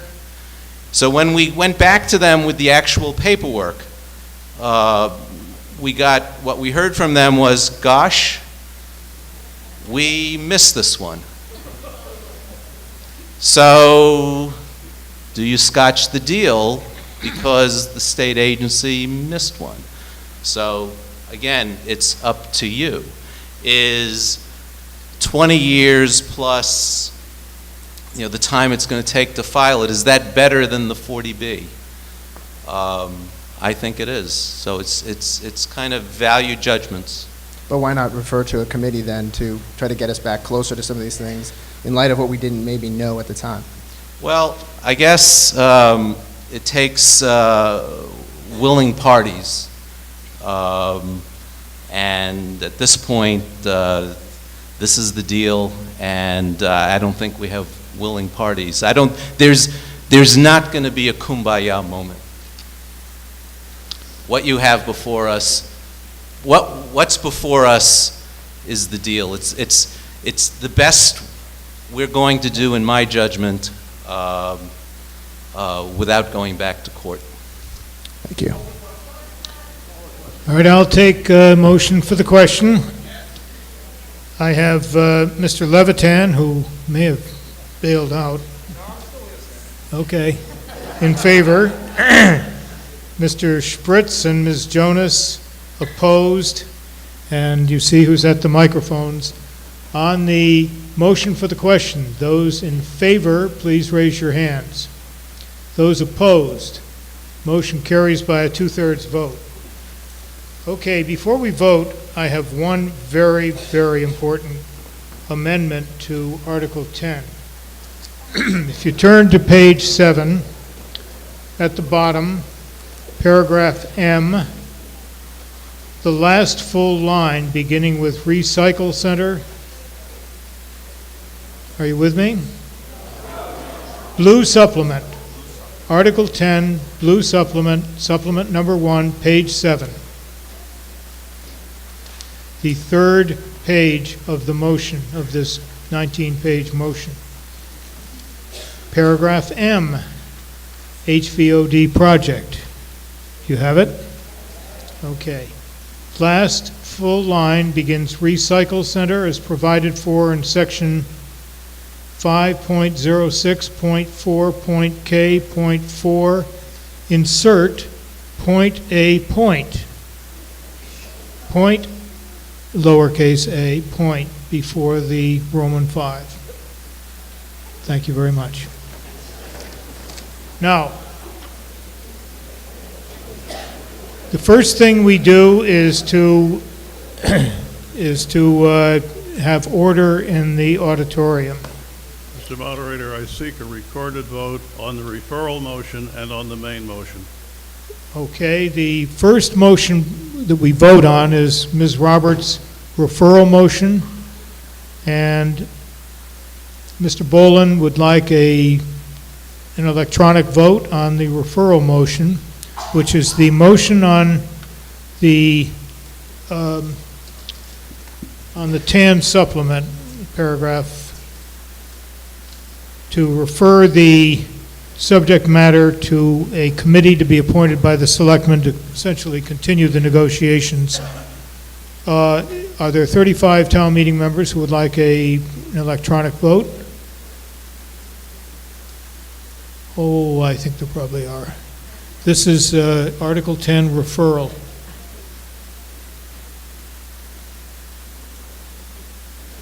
It's a majority vote.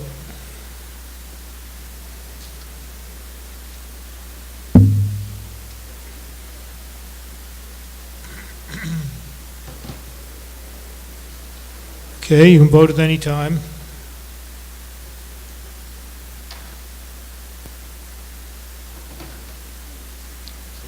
And this referral motion, by the way, applies not only to Articles 10 through 14, but also Article 15 and Article 1 of the special town meeting, second special town meeting.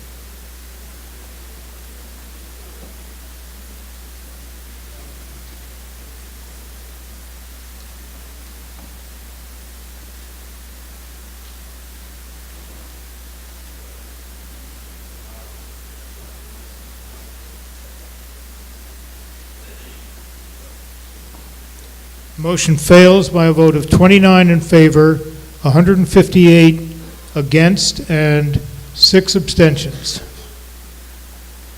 Now we get to the Big Bertha. We are voting on Articles 10, 11, 12, and 14. One vote, 4 articles, 4 motions. If anyone needs me to review where these motions are located, I would be glad to do so. Good. You've been paying excellent attention. This will require a 2/3 vote, and we will take an electronic vote. This is Articles 10 to 14, main motions, plural. The moment we've all been waiting for.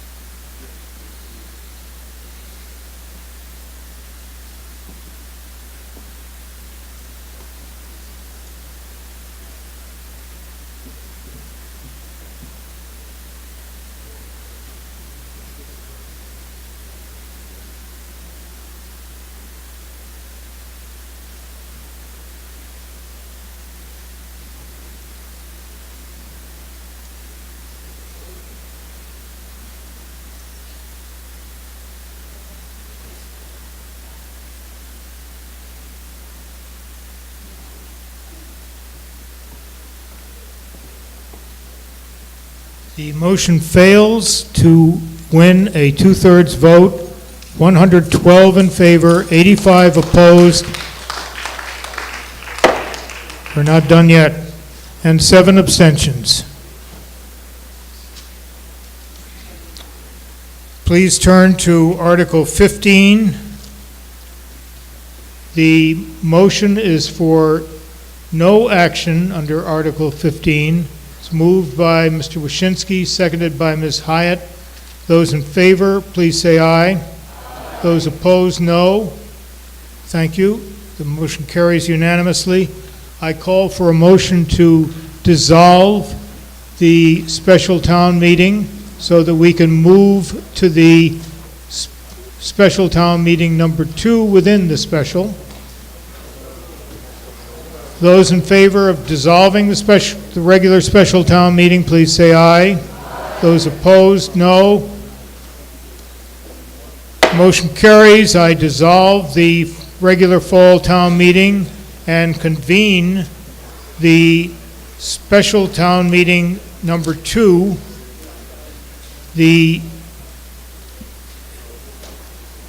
under which we have one article. As I understand it, there is no motion being offered under this article. Is that correct? So I will take a motion for, just for the record, for no action under Article 1 of Special Town Meeting Number 2. Is there a second? Those in favor of a no action motion under this article, please say aye. Those opposed, no. Motion carries unanimously. I call for a motion to dissolve the second special town meeting and conclude this evening's proceedings. Those in favor of a motion to dissolve, please say aye. Those opposed, no. The second special town meeting and our proceedings for the evening are dissolved. Thank you very much, ladies and gentlemen.